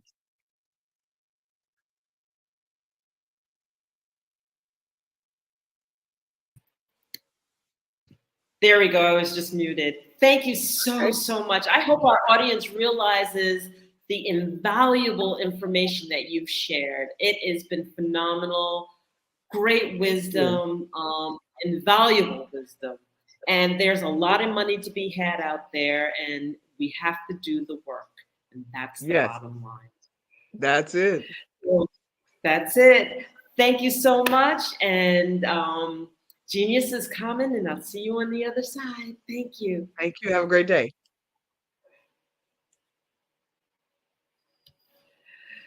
So I want to take this opportunity to talk about the scholarship program. The Black Business Expo's mission is to raise funds for high school seniors going to college or K through 12 entrepreneurs. This expo is a fundraiser for students. You may go to www.blackbusinessexpose.com to donate to the scholarship fund, or use the Cash App that's on the screen below. That $BBX USA is waiting for your use. Our goal is to give laptops and up to $5,000 to 10 students. Students can register online at www.blackbusinessexpo.com. Every dollar counts. So we want to remind you to donate to the scholarship fund. We also want to thank our Black Business Expo USA sponsors, and they remain to be NC100, Moody Capital Partners, Suede Soul, BDM Media, Lotus Ritchie Coaching and Training, Carolina, Virginia Minority Supplier Development Council, Step Management, Hello LLC, BHS and Associates, Margie McLean Foundation Incorporated, Genius is Common, Earth Essentials, Mullane Shaney Global, Executive Women's Success Institute, The Quality Coaching Company, Superwoman Business Services, Creative Force Studios, Lee Entertainment, Artistic App Design, and finally, Black Business Expo USA. And I want to leave you with this. Genius is common, and I'll see you on the other side.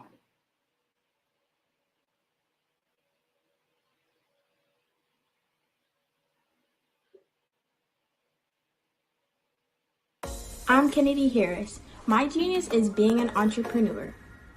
I'm the CEO of K-Lock, a company where I develop my very own line of kids supplements. I currently market my multivitamin for kids to help combat weak immunity. During the pandemic, research has shown that having a strong immune system is key to fighting off disease. My vitamins are for kids, but adults can benefit from them as well. I'm adding a proprietary blend to my supplement line. I want to create my own blend so that I have a competitive edge in the marketplace. Staying healthy is important to me so that we live longer and have healthier lives. My website is klockproducts.com. That is K-L-O-C-K. Genius is common.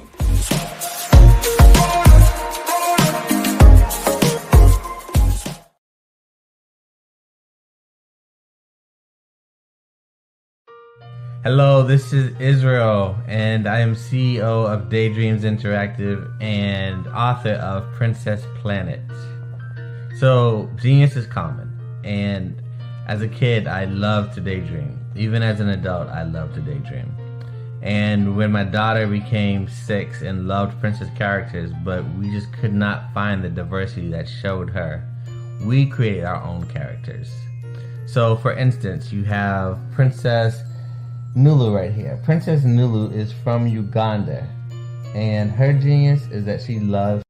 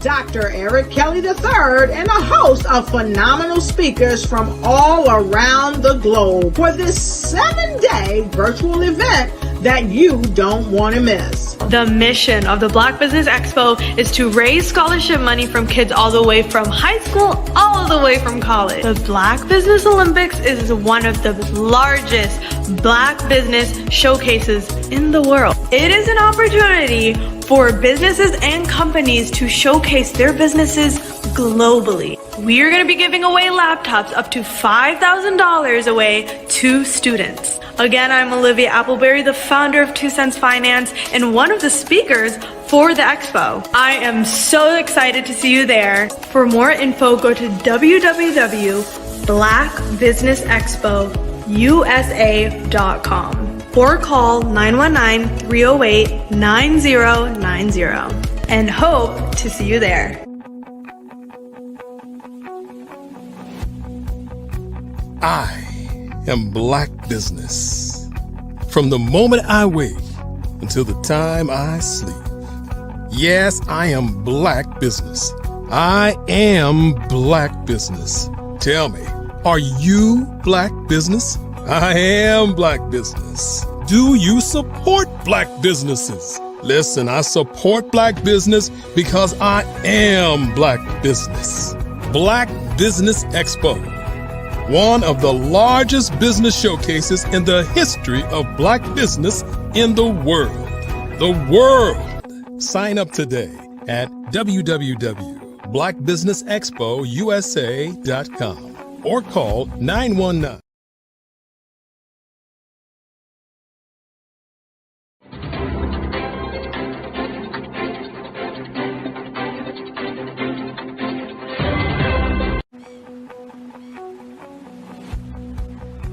I am Black Business.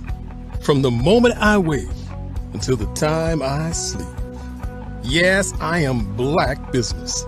I am Black business. Tell me, are you Black business? I am Black business. Do you support Black businesses? Listen, I support Black business because I am Black business. Black Business Expo, one of the largest business showcases in the history of Black business in the world. The world! Sign up today at www.blackbusinessexpousa.com or call 919-308-9090. I am Black business.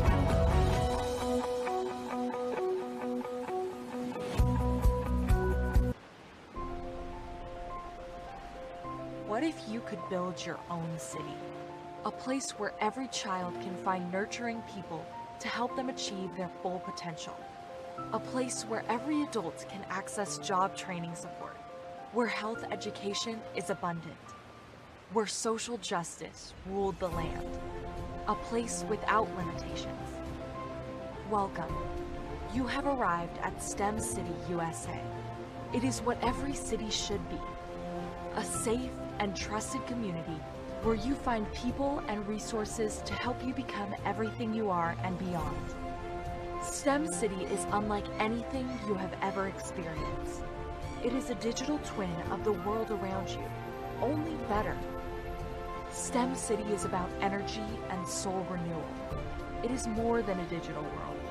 You can almost feel the power of live cultural events, music, and theater. STEM City promises a better future for children with caring mentors and hands-on activities with dedicated tutors to support our youth.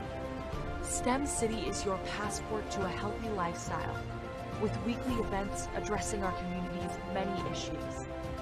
STEM City is your financial well-being with helpful information on wealth management, career advancement, job training, and so much more. STEM City is the community you deserve. It is the city where your dreams can come true. STEM City USA, a place in the sky that is accessible to all who reach for the stars.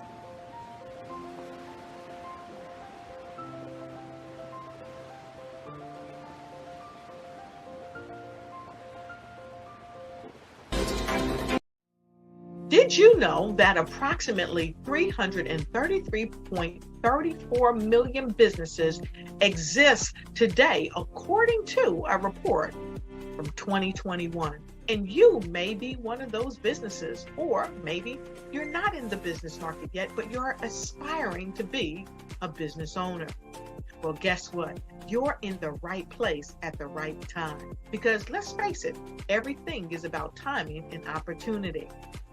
Hi, my name is Dr. Lotus Richey, and I'm the CEO and founder of the Lotus Richey Coaching and Consulting LLC, along with the Lotus Richey Ignite Show. 15 minutes of success with Dr. Lotus Richey, as well as books to boom your business and bring who you are. And today, I want to bring this amazing message to you about the Black Business Network and the Black Business Olympics. See, the Black Business Network and the Black Business Olympics is designed to help people just like you, that's right, that look like me, to take their business to the next level. Not just in your front yard or your backyard, but globally. The Black Business Network and Black Business Olympics is designed not to just help you survive, but to help you thrive. So join us today as we come together with businesses all around the world to support our students, our children, our young teens, our young entrepreneurs. What we do is we come together to help raise funds for students who are aspiring to be business entrepreneurs, who are aspiring and who are thriving in college. We endow them with a wonderful opportunity to gain scholarship of either a laptop or several thousands of dollars. And we invite you to help be a contributor to this amazing opportunity. to help someone that looks just like you. So join us today at our website and let us connect with you and help you ignite and take flight in every area of your life on the Black Business Network and the Black Business Olympics. I'll see you on the other side.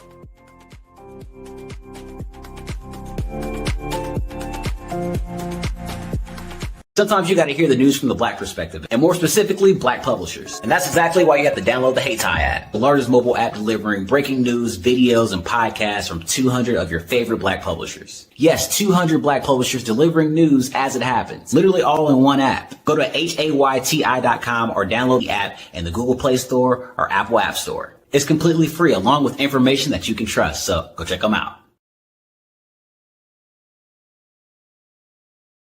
Follow the Brand TV broadcast host, Grant McGaw, as he visits with top executives and entrepreneurs to find out their secrets of success with their personal brand. Follow the Brand TV broadcast host as he focuses on brand development to build better relationships, bring value to your business, relationships, and career. You will enjoy listening to each episode that is tailored to speak to you directly. If you're looking for this type of clarity in terms of building your brand, you have tuned into the right station.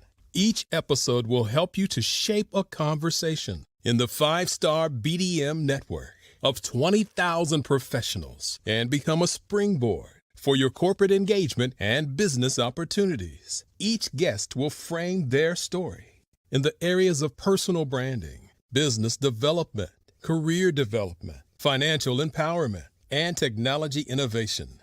Grant McGaw explains why he is the CEO and owner of his own professional career.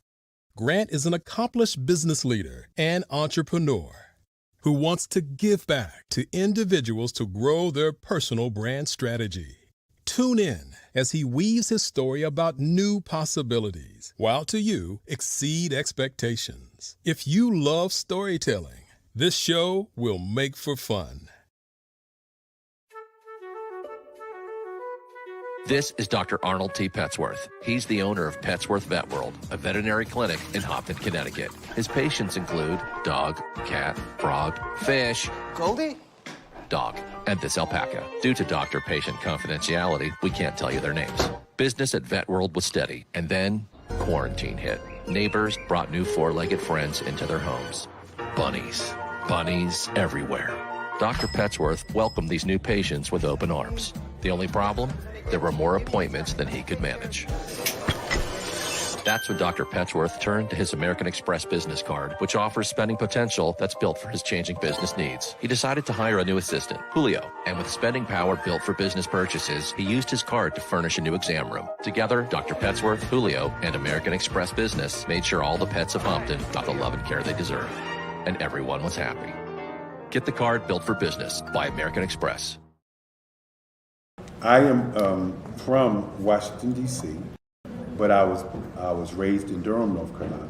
I came to Durham when I was about 5 or 6, and then I traveled back and forth to D.C. because it's where my people are from. One of the unique things about my family is my mother, she's also an artist. She does quilting, and she does a lot of artistic things, and then my son, he draws with both hands, his right hand and his left hand like I do. So that's kind of a family trait. And then my other son, he's a videographer, and my daughter, she works, she's a regional vice president for Sunglass Lab. When you start out drawing and sketching, you want to continue to explore, each avenue. I do pastels, I do pen and ink, I do painting, I do acrylics. I haven't done oils yet. But I try to do all facets of art. What I say to a lot of times to people is, you can't put yourself in a box when you're an artist. You have to explore. And over the course of my life, I've tried to explore different mediums. I also do sculpture as well. I choose my subjects by the intensity that they have in their faces, or the intensity that somebody is moving, because I do more than portrait drawings. I also do I do abstract, and then I do figurative drawing also. what happened in this particular show is that I started out trying to come up with something that would be a little bit different than what everybody else is doing. So I was working on a Barack Obama show, and they wanted me to do some paintings of Barack. And so what I did was, because of the deadlines, I kind of did it kind of fast. And then I realized when I was doing it fast, I enjoyed it. And so then I started doing other pieces the same way, and I started to enjoy those pieces also. And so I came up with this particular style, and it's a style of lines and colors. And what's interesting is that when I was in college, I did a show called Lines, Colors, and I talked about the boldness of the blacks, the hotness of the whites, and this is how this has come about, later on in my life. And the colors comes from a lot of the entertainers that I work with, where they wear different colors. They don't wear, your plain reds or your whites. They wear different colors, and so that's also another piece of what's giving me the colors. The subtitle of this show is Faces That Speak Life. That's real critical. Faces that speak life. Each one of these pieces is a life source and a life energy that's being put on display for people that are looking at them. I always say in terms of my art, it's not important that I draw them. It's important what you get out of what I draw. I don't try to just draw it because you like it. People wanted me to do prints. I didn't do prints. People asked me to do different people, but the people that I choose are people that make a difference in the lives of people in the world. So the human landscape idea was, again, as I say, the lines represent your emotions, it represents your ideas, and it represents your journey as a human being. And that's why you get the different pieces and the different looks. And as you notice, I try not to do one look that looks alike another look. And that's what's the most important part of this show.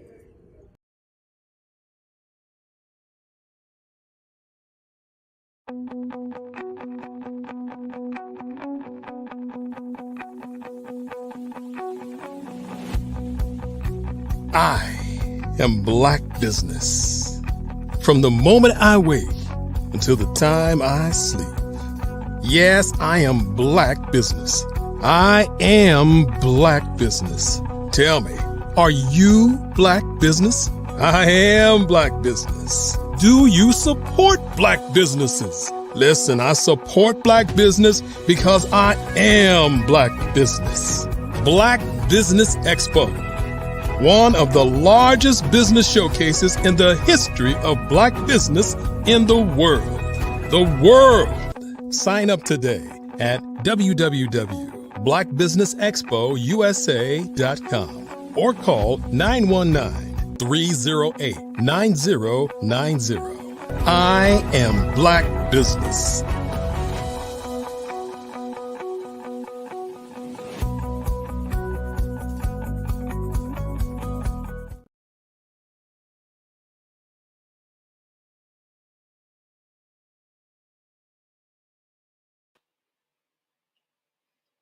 Good morning, business owners, entrepreneurs, thought leaders, and corporations, and welcome to the Black Business Network. My name is Dr. Enolia Fodi, and I am the CEO of Enolia LLC, the Director of Operations for Vision at Freak Development, and the CEO of Expressions of Humanity Foundation. I am your business moderator for this morning, coming to you from Angola, Africa on the Black Business Network. The Black Business Network is a 24-hour business network showcasing Black businesses, business owners, entrepreneurs, and thought leaders worldwide. We have speakers from North Carolina, London, Singapore, Africa, Japan, and cities all over the United States. The Black Business Network is a global community sharing its business knowledge to empower, inspire, and educate businesses about business. And our keynote speaker today is Mr. Maganda Evans Tabingwa. We welcome you to our platform. Enolia 40, very happy to be on this show tonight. Thank you so much. And where are you hailing from? Where in Africa are you from? Maganda Evans, I come from Uganda. It's a country in the East African part of Africa. And I live in Kampala, which is the capital city of Uganda. Yes, and I come to you from Angola, and I'm here in Luanda. So it's wonderful, wonderful. No, so inspirational to meet you, Dr. Enolia. And Yes. I'm happy that we've connected through the Black Business Network. Yes, and just tell us a little bit about just your titles and whatnot, because I didn't have your bio to introduce you properly. Well, my name is Maganda Evans Tabingwa. I may repeat that for clarity. As I've already told you, I come from Uganda, Africa. My background in education is in information technology. I have a bachelor's of information technology. My master's is in software engineering. Also currently a student doing a PhD in management information systems, but also I'm pursuing a Bachelor of Laws. Besides my education, I lecture in Cavendish University, Uganda, but more of why we are here today, I am the CEO of Tanya Innovations Africa, a company that I formed in 2021, and I suppose that we shall be able to dive deeper into that. So briefly, that's me.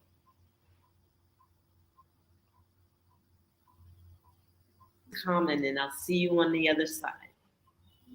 Yeah.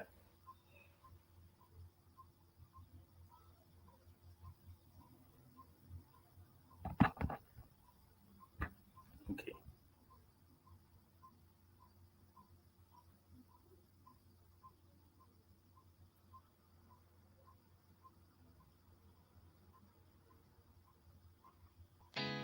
Did you know women represent just 3% of Fortune 500 CEOs and less than 15% of corporate executives at top companies worldwide? Have you wondered what the secrets are to getting into the top ranks, whether in the private or public sector? Do you want to figure out how to stop being held back in your career or passed over for promotion? Then you're in the right place. Hi, I'm Dr. Madeline Ann Lewis, President and CEO of the Executive Women's Success Institute. I have decades of experience in the military, the federal government, and corporate America, and my mission is to help women succeed and tap into their full potential. I want to reach 1 million+ women around the world to become the leaders they are meant to be. So if you want to move into a management or executive level position, or maybe you are a female veteran transitioning out of the military into business entrepreneurship, then reach out to the Executive Women's Success Institute at 301-693-3284. Let us get you on the fast track to success.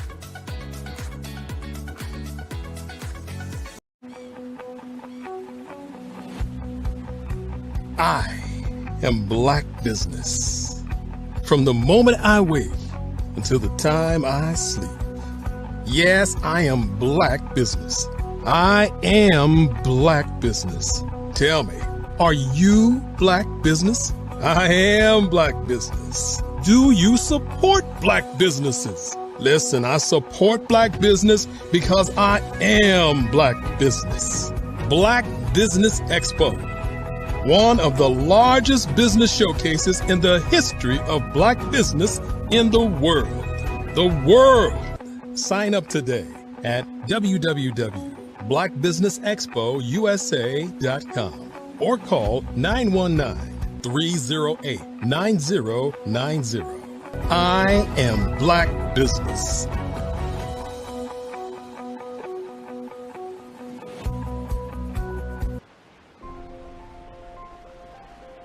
What if you could build your own city? A place where every child can find nurturing. Hello again, and we are here with our dynamic speaker, Maganda Evans Tabingwa. Thank you for bearing with us. Mr. Tabingwa, please go ahead, share with us your story. I will step back as you share your story, and when you are done, I will come back. Thank you very much, Doctor. First of all, I'm very happy to be on this show tonight. I want to, first of all, start by saluting all the listeners tonight, or morning, I think, back in the United States. As I've been introduced, my name is Maganda Evans Tabingwa. I come from Uganda. Uganda is a republic found in East Africa, or eastern part of Africa. It's part of the 7 East African countries. I live in Kampala. My background is in technology. My bachelor is in information technology. I have a master's of software engineering. I'm also currently pursuing my PhD in management information systems. But besides that, I lecture at Cavendish University, Uganda. But for purpose of tonight or today, I'm going to talk about my company called Tanya Innovations Africa. Okay. But before I do that, I want to exceptionally thank Dr. Kelly Eric for this initiative. I've taken time to look at what Black Business Network is, and I must appreciate the immense job that he's doing. I really feel that this is the right direction we all have to go. And I think to the African people and the young people who are aspiring to cause change in the world, this is the way to go. And I suppose that we can all be able to learn a lot from such initiatives. So bravo, and thank you, Dr. Kelly, for this initiative.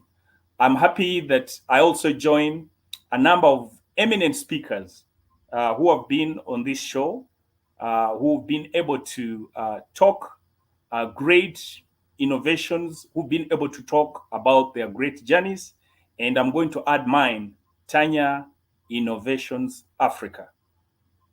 Now, I know that to those who are listening, one of the key points would be you'll want to know, what is this Tanya Innovations Africa? How is Tanya Innovations Africa coming to the Black Business Network Expo in the United States of America? Now, Tanya Innovations Africa is a limited company that was formed way back in 2021, just actually during COVID. And the main motivation about starting this company was when Africa was on freeze. And then I, as a technologist, I had a number of questions that were running in my mind. I saw the presidents, different technical people, basically looking hopeless in terms of what they will do, because it was predicted that most of the Africans were going to die like grasshoppers on the streets. And one of the questions I asked myself, here I am with my bachelor's in IT, I have my master's in software engineering. What is it that I have added to our people, or what have I added to society that if COVID came today and it took me plus other people, what is it that I have done with my knowledge to cause change? And then I realized it was not a time for throwing complaints or finding whom to blame. I realized this was a serious matter. That as an IT specialist, here I was, a lecturer who had been teaching for over 10 years. And yes, I had done quite immense job in causing transformation of the intellectual mind of the young people. But here I was, there was nothing that I could be able to touch single-handedly to be able to show what I had actually added to society. And at that time, I realized that besides what the government was doing, and besides what intellectual power that I had in my own mind, I had to start engaging in activities that cause the social change. And one area that I I really looked at was the area of businesses and how people could be able to network using technology. So we formed Tanya Innovations Africa in 2021. We launched it at Sheraton Hotel sometime around October. And then we start creating our footpath. What do I mean? I also realized that it was not good enough to be in a country called Uganda with only 45 million people, to be locked in the context of the demarcations that had been done around Africa, because the problems that were affecting Uganda were similar problems affecting the neighboring countries in Africa and actually Africa in general. But I realized that the borders that were earlier given unto us have given us this false impression of trying to survive within those confines. And at the same time, we were not able to utilize our mental capacity to the maximum by simply concentrating in the geographical location that was demarcated in 1884. And therefore, I started the conversation of saying, where are my brothers in Kenya? Where are my brothers in Tanzania? Where are my brothers in South Africa? Where are my brothers in Egypt? How do we create a common conversation business-wise? How do we make sure that we understand what affects each one of us across the border? How do we break the barriers that engulf our thinking in a way that most of the time when we are thinking as graduates or people who have gone to school, we're just thinking within the confines of our university, the confines of our countries. We are thinking about the confines of our villages. So when you think about Uganda, who thinks about the rest of Africa? Okay, so Tanya Innovation started that journey, and I'm happy that as we talk of today, we now talking about over 137 companies and government officials who are in that network. Now, the beauty about this energy is that, number one, we are more conscious about our environment. We are able to share about the challenges within our environment. And then we don't wait for somebody else. We start from where we are and build our case upwards. We start looking for solutions within our network before we even expand to other parties, okay? So we now more conscious about what Africa is. We are able to share the challenges that come from different parts of Africa. We're able to look at the business challenges. We're able to look at, sometimes on political, but we don't pay so much attention on the political. And then we're able to also find solution parties within our networks. So what do I mean by this? So instead of being an isolated business, which is struggling within a certain limited geographical locations within a particular country X, through these networks, we have realized that what you think is a giant problem is actually a squirrel problem when you have other people whom you're working with. There are so many solutions. People have found solutions to the problems you're imagining are problems. But these problems exist within you. Yeah, because when you are starting, you have to be able to grow through the journey. But sometimes you don't have to reinvent the wheel. You don't have to go through this as an individual. When you start climbing the cases through the network, you are going to find people who are better or who are a solution to your problem, and you will find you are actually a solution to their problems. So we have been able to create those networks, and like I've told you, we have formed a network of over 137 eminent persons and CEO of different companies. In these groups, we have technologists, we have government officials, we have people from NGOs, we have people from all different sectors you could imagine. And I'm happy that it's not only people within Africa, but we have been able to build the network across the globe. For example, we have partners in Europe, we have partners in Asia, We have partners in the United States of America. Actually, one way of how I was identified to come and participate on this Black Business Network was from a network called US Special Program on Agriculture, okay, by Mr. Mongelio. Yeah, so you can see the power of networking, and therefore it means that we always have solutions lying somewhere that are also waiting for people who are proactive to be able to appear to them. And I think I appreciate Dr. Kelly. I think he was saying that what you're looking for is actually looking for you. That's a very, very powerful statement, because sometimes if you sat in one place, you started imagining your problems from day till evening. When you go to bed, those problems are still inside your mind. But when you wake up and get out of bed, think about the problem, start talking to different people, you will find that the solution, some of the challenges you're thinking about, there's a solution lying somewhere. So I want to encourage many young people, those who are in school, those who are in colleges, that you must be on the move. And when we have such opportunities, it is very important, like to get into these opportunities of Black Business Network, and also network with Tanya Innovations Africa.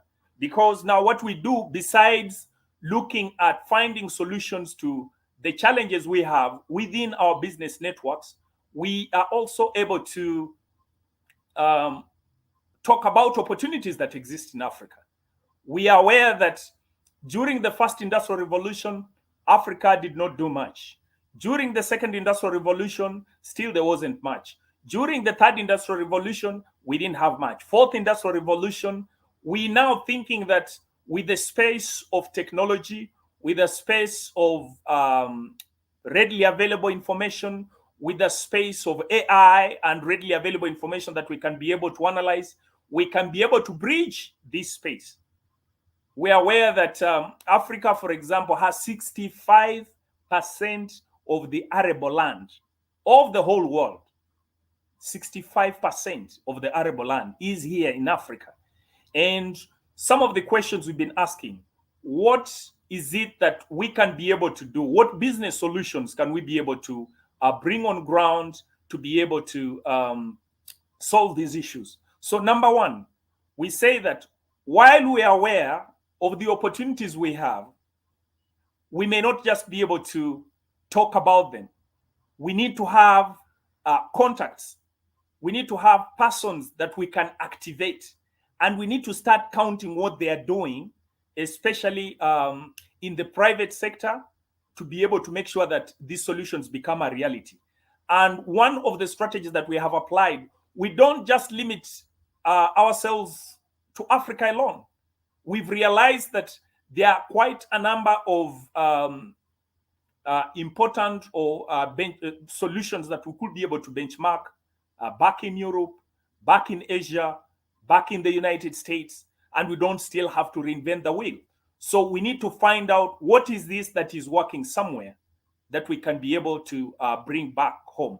As Tanya Innovations, we have made a substantial network with India as a country. Right now, we're signing a contract with one of the skilling councils in India. And how did we come to this skilling council? We found that India, which is relatively closer to Africa in terms of the social structure and the economic, social structure, and in terms of where we've all come from, we've realized that they are making substantial progress in the area of technology, in the area of skills training. So what we've done is that through the networking, we hosted two officials from the Skilling Council of India in Uganda, and we were able to showcase what was happening back here. And when these parties went back to India, we've now made an agreement with the Skilling Council.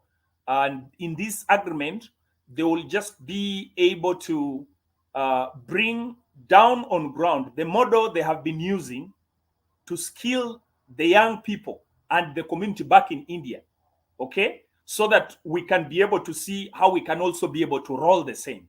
Now, that is an example of how networks, how networks are able to help us, or how networks can be able to cause change. Because rather than sitting down and imagining, okay, we are here, we're educated, we shall be able to look at the solutions, it becomes much more easier at benchmarking on best practices somewhere and be able to bring them down on ground. Yeah. Tanya Innovations also has made a substantial network in Asia, especially in Dubai. I personally traveled to Dubai in the month of October. And one of the things was that we were trying to look at Dubai. Dubai in the 1970s, actually 60s, going to 70s, it was almost at the same, at a similar economic status as Uganda, okay? And some of the things now we're going around the globe to find was that why would this country have been at the same level as most African countries, but today it's actually an economic giant dictating, dictating the economic affairs of the world in one way or the other. And so what we did, we just had to make this visit to be able to make a number of discoveries so that when we come here, we can be able to think. Yeah, like one of the most astonishing thing was that while we talk about when we talk about the museum back in Africa, we talk about the museum of what happened way back. But I visited this place called Museum of the Future. And I found in Dubai, they have a museum that exhibits technologies, AI technologies, robotics, that will be running the economy from now till 2070. Okay? And this had an immense effect on how I thought, because I said, okay, now here we are. We're talking about a museum, but we're talking about a museum of the future, not a museum of, where we come from or what happened previously. And this, of course, also being a lecturer in a university of IT, it completely affected how it changed how I think, it changed how I teach, it changed how I mentor young people. And of course, these conversations, as I'll be able to share later, we bring them on also our talk show, which is more or less similar like Black Business Network, called the Global Talk. We are able to share these experiences and help many other Africans who may not have the ability to make this global travel, who may not have the ability to access regular internet. They have one-stop place where they can be able to learn what is happening across the world and also be able to bring it in their lives. So Dubai was such a unique mentorship point in October. And this has also formed a number of chain areas of discussions that we are having with local leaders here. We are having with people who are in entrepreneurial ecosystem and things of the like. Yeah. Now, also Tanya Innovations does a lot of, bringing on board investors. Remember that so many times we find that the information outside there concerning Africa, concerning Uganda, is not true at all. Okay? If you're looking for one of the greenest, one of the beautiful continents, whether you go to the south or you go to the north or you go to the east or you go to the west, there is beauty that majority of the people have never seen. But because they don't know this, and because the publicity available is limited to showcase the beauty of Africa, so many people have formed wrong opinions about this continent.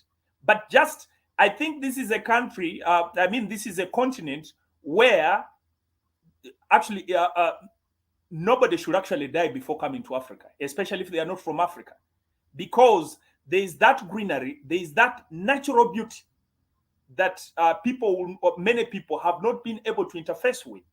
This continent is still a virgin. It has actually billions of opportunities that if we have an entrepreneur out there in the United States and you have never stepped on Africa, you have never stepped in Africa, you have an entrepreneur in Asia, you have an entrepreneur in Europe, and all you have done is to listen, is to hear information that has been on global TVs about Africa, I'm here to testify that truly you don't know much about this continent. And the beauty, this is a country where the climate seasons from January to December, you are not going to find those chilly winters where people have to hide in the houses because the temperature is so bad. The temperature here and the weather is cool throughout the season. Have you been able to see that? We have in countries here where you have where you can be able to see wildlife, natural wildlife, okay, and it's readily available. You have a country where the greenery is so amazing, and I think it becomes a very important point for one who is there and has never experienced this to be able to partake this. And this is part of why we network and talk about what we are doing, just to be able to open the mind of the people. Yes. Thank you so much, Mr. Tabingwa. And Yes. the passion that you have is really, really needed at this time. Can you share with everyone just how to get in contact with you and just what your website is so that they can connect with you? Okay. So one way they can connect with us, we have a website. Our website is www.tanyainnovations.com. www.tanyainnovations.com. You can also find us on YouTube, Tanya Innovations Africa. We always have our global talk shows every month, and I think we shall be planning to invite a number of parties in the Black Business Network, including Dr. Kelly. We have already made an invitation. Dr. Enolia 40. Please, you. would be privileged, I think, through Dr. Kelly. If he finds it prudent, please come on this platform. We are now world citizens, and it would be good to be able to have that share. Thank you for your wisdom. Thank you for the share and showing us the passion that you have. Africa will be a better place. We will innovate it. And I want to thank you for coming on Black Business Network. Okay. Genius is coming, and I'll see you on the other side. Okay, thank you. Thank you very much, Dr. Enolia.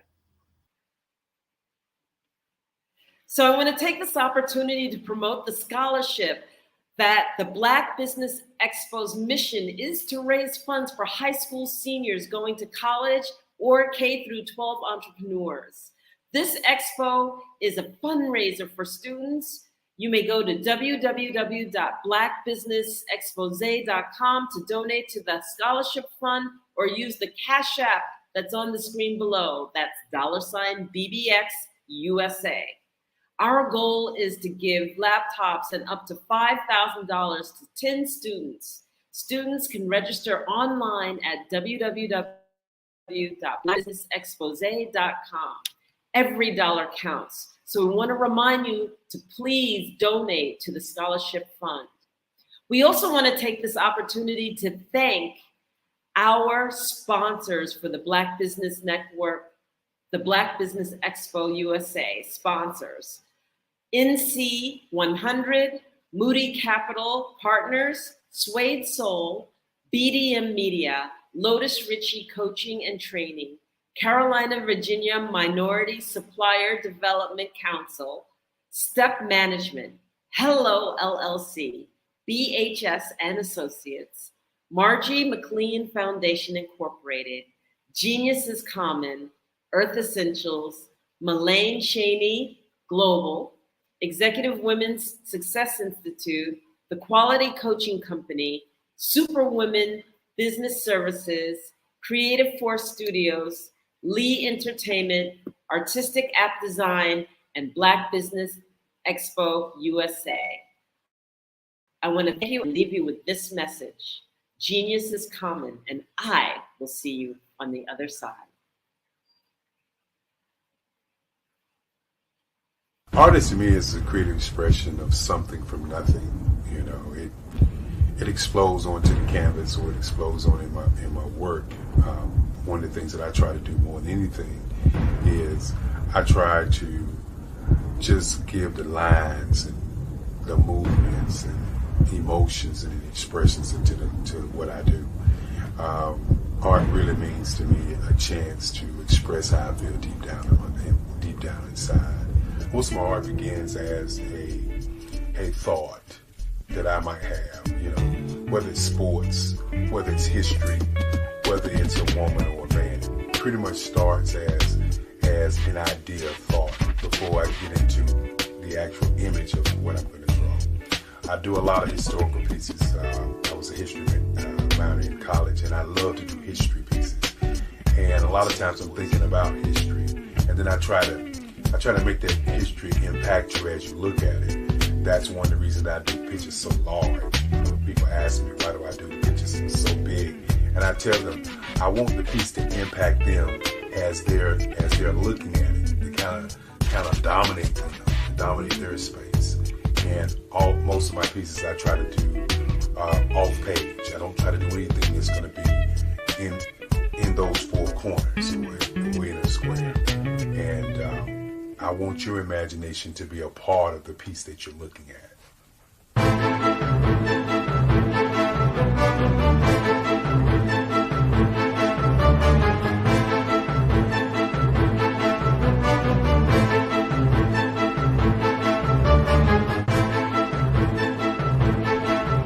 The way I feel when I'm drawing, when I'm creating something, is I feel free. I feel like there's an anticipation of something that's going to come. I try not to draw first. I try to draw second. And what I mean by that is I try to allow myself to kind of get into the piece and just relax. Sometimes I miss time. I'll draw 2-3 hours, sometimes 4 hours.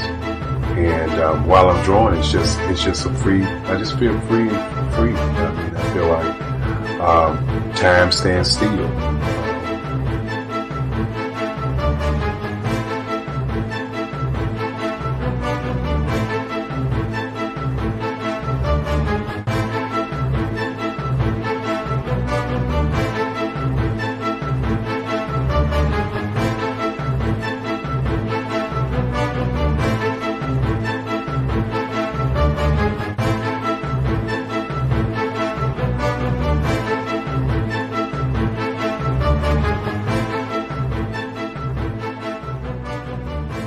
That's what it's all about in terms of the lines and the colors of my work, is to get an expression, to go deeper and past just what you see on the surface, but to go and try to find an expression that everybody gets a different taste of what that expression is, whether it's anger or whether it's being happy or whether it's being, kind of calm or nonchalant. That expression that people take away from the piece is the most important part of what I do as an artist. Bold is the size of my pieces, where I try to do the piece larger than life, to kind of push forward toward you. That's what the boldness is all about. It's not so much about the lines, it's about the size.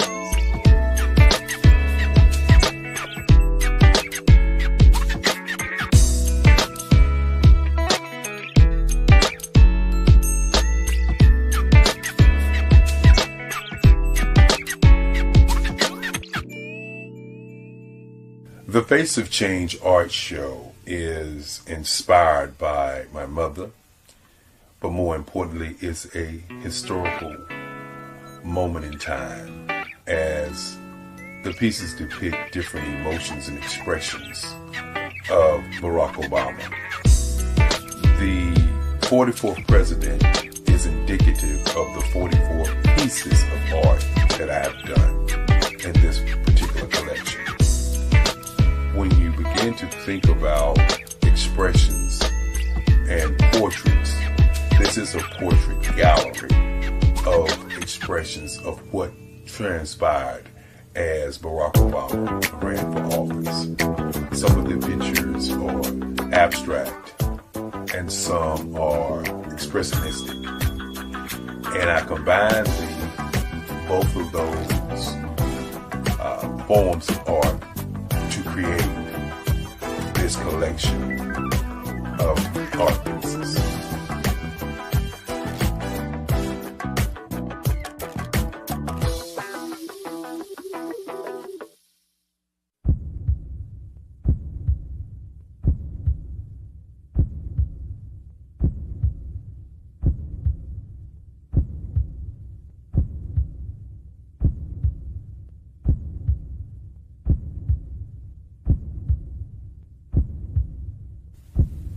Overcomer,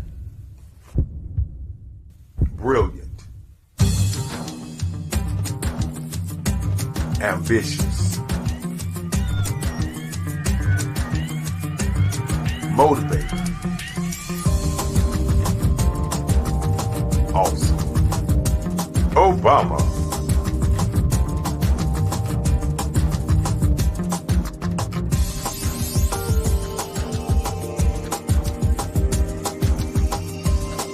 I'd like you to imagine with me, if you will, opening an app where you can collaborate with like-minded individuals from around the world, get inspiration and in-app tools to launch and grow your business, as well as share your knowledge and earn compensation, all in one app. Well, the name of that app is Truso, short for Truly Social. Hi, I'm Matthew Newman, the founder and CEO of Truso, a new concept in social media. Truso is designed from the ground up to be a platform that's both social and empowering for all its users. How exactly do we do that? I'm glad you asked. First, Truso brings the world together via video. Psychologists assert that video provides a significantly more effective connection than audio only.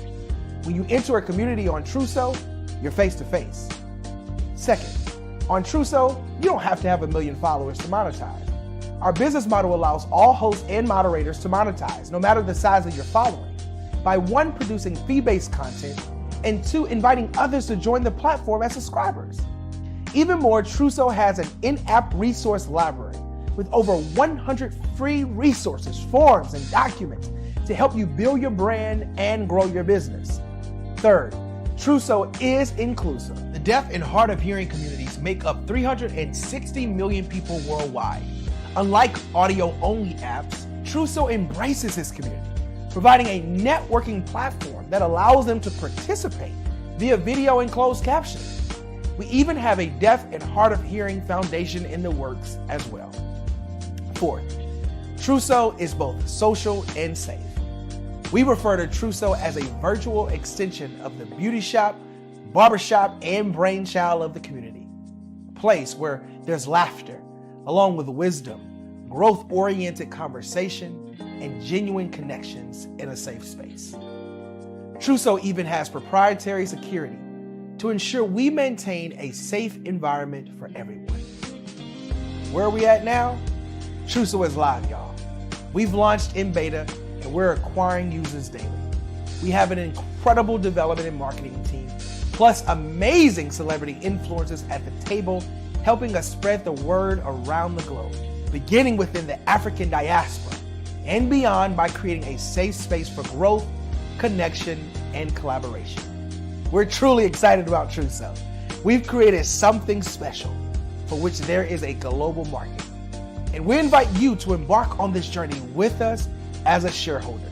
The future for Truso is truly bright. Join us and let's go there together.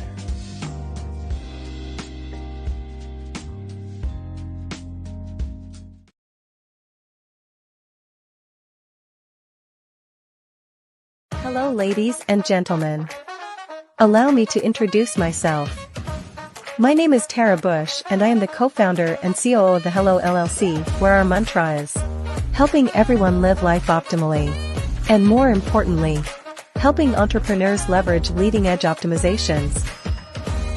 We help businesses build, brand, automate, and pivot into the future.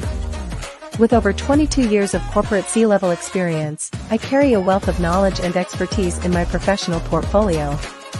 My professional journey has encompassed various facets of business, executive leadership, project management, marketing, systems, space planning, and strategy implementation. I have had the pleasure of partnering with and managing multi-million-dollar projects for the top Fortune 500 companies, prestigious universities, and well-known sports teams around the world, like ExxonMobil, Apple, Samsung, Citgo, HP, Ziegler Cooper, the Houston Astros, the Dallas Cowboys, Bank of America, and Vanderbilt University. What fuels my drive is a passion for innovation and creativity that knows no bounds. I thrive on pushing the boundaries and thinking outside the box to bring fresh, ingenious ideas to the forefront. I turn visions into reality. As a leader, I am a steadfast advocate for integrity and creativity. I am driven by a profound desire to help individuals and businesses create their own return on time investment while leveraging technology. At the Hello LLC, we are more than just a 3D digital marketing agency. We are a community committed to helping, building, and thriving together with integrity. We can either show you, teach you, or do it for you. We believe in the power of innovation to transform the status quo. My fellow professional powerhouses, in the spirit of abundance, I firmly believe that there is enough prosperity in this world for all of us to thrive together. So, I invite you to make the pivot because the future is already here.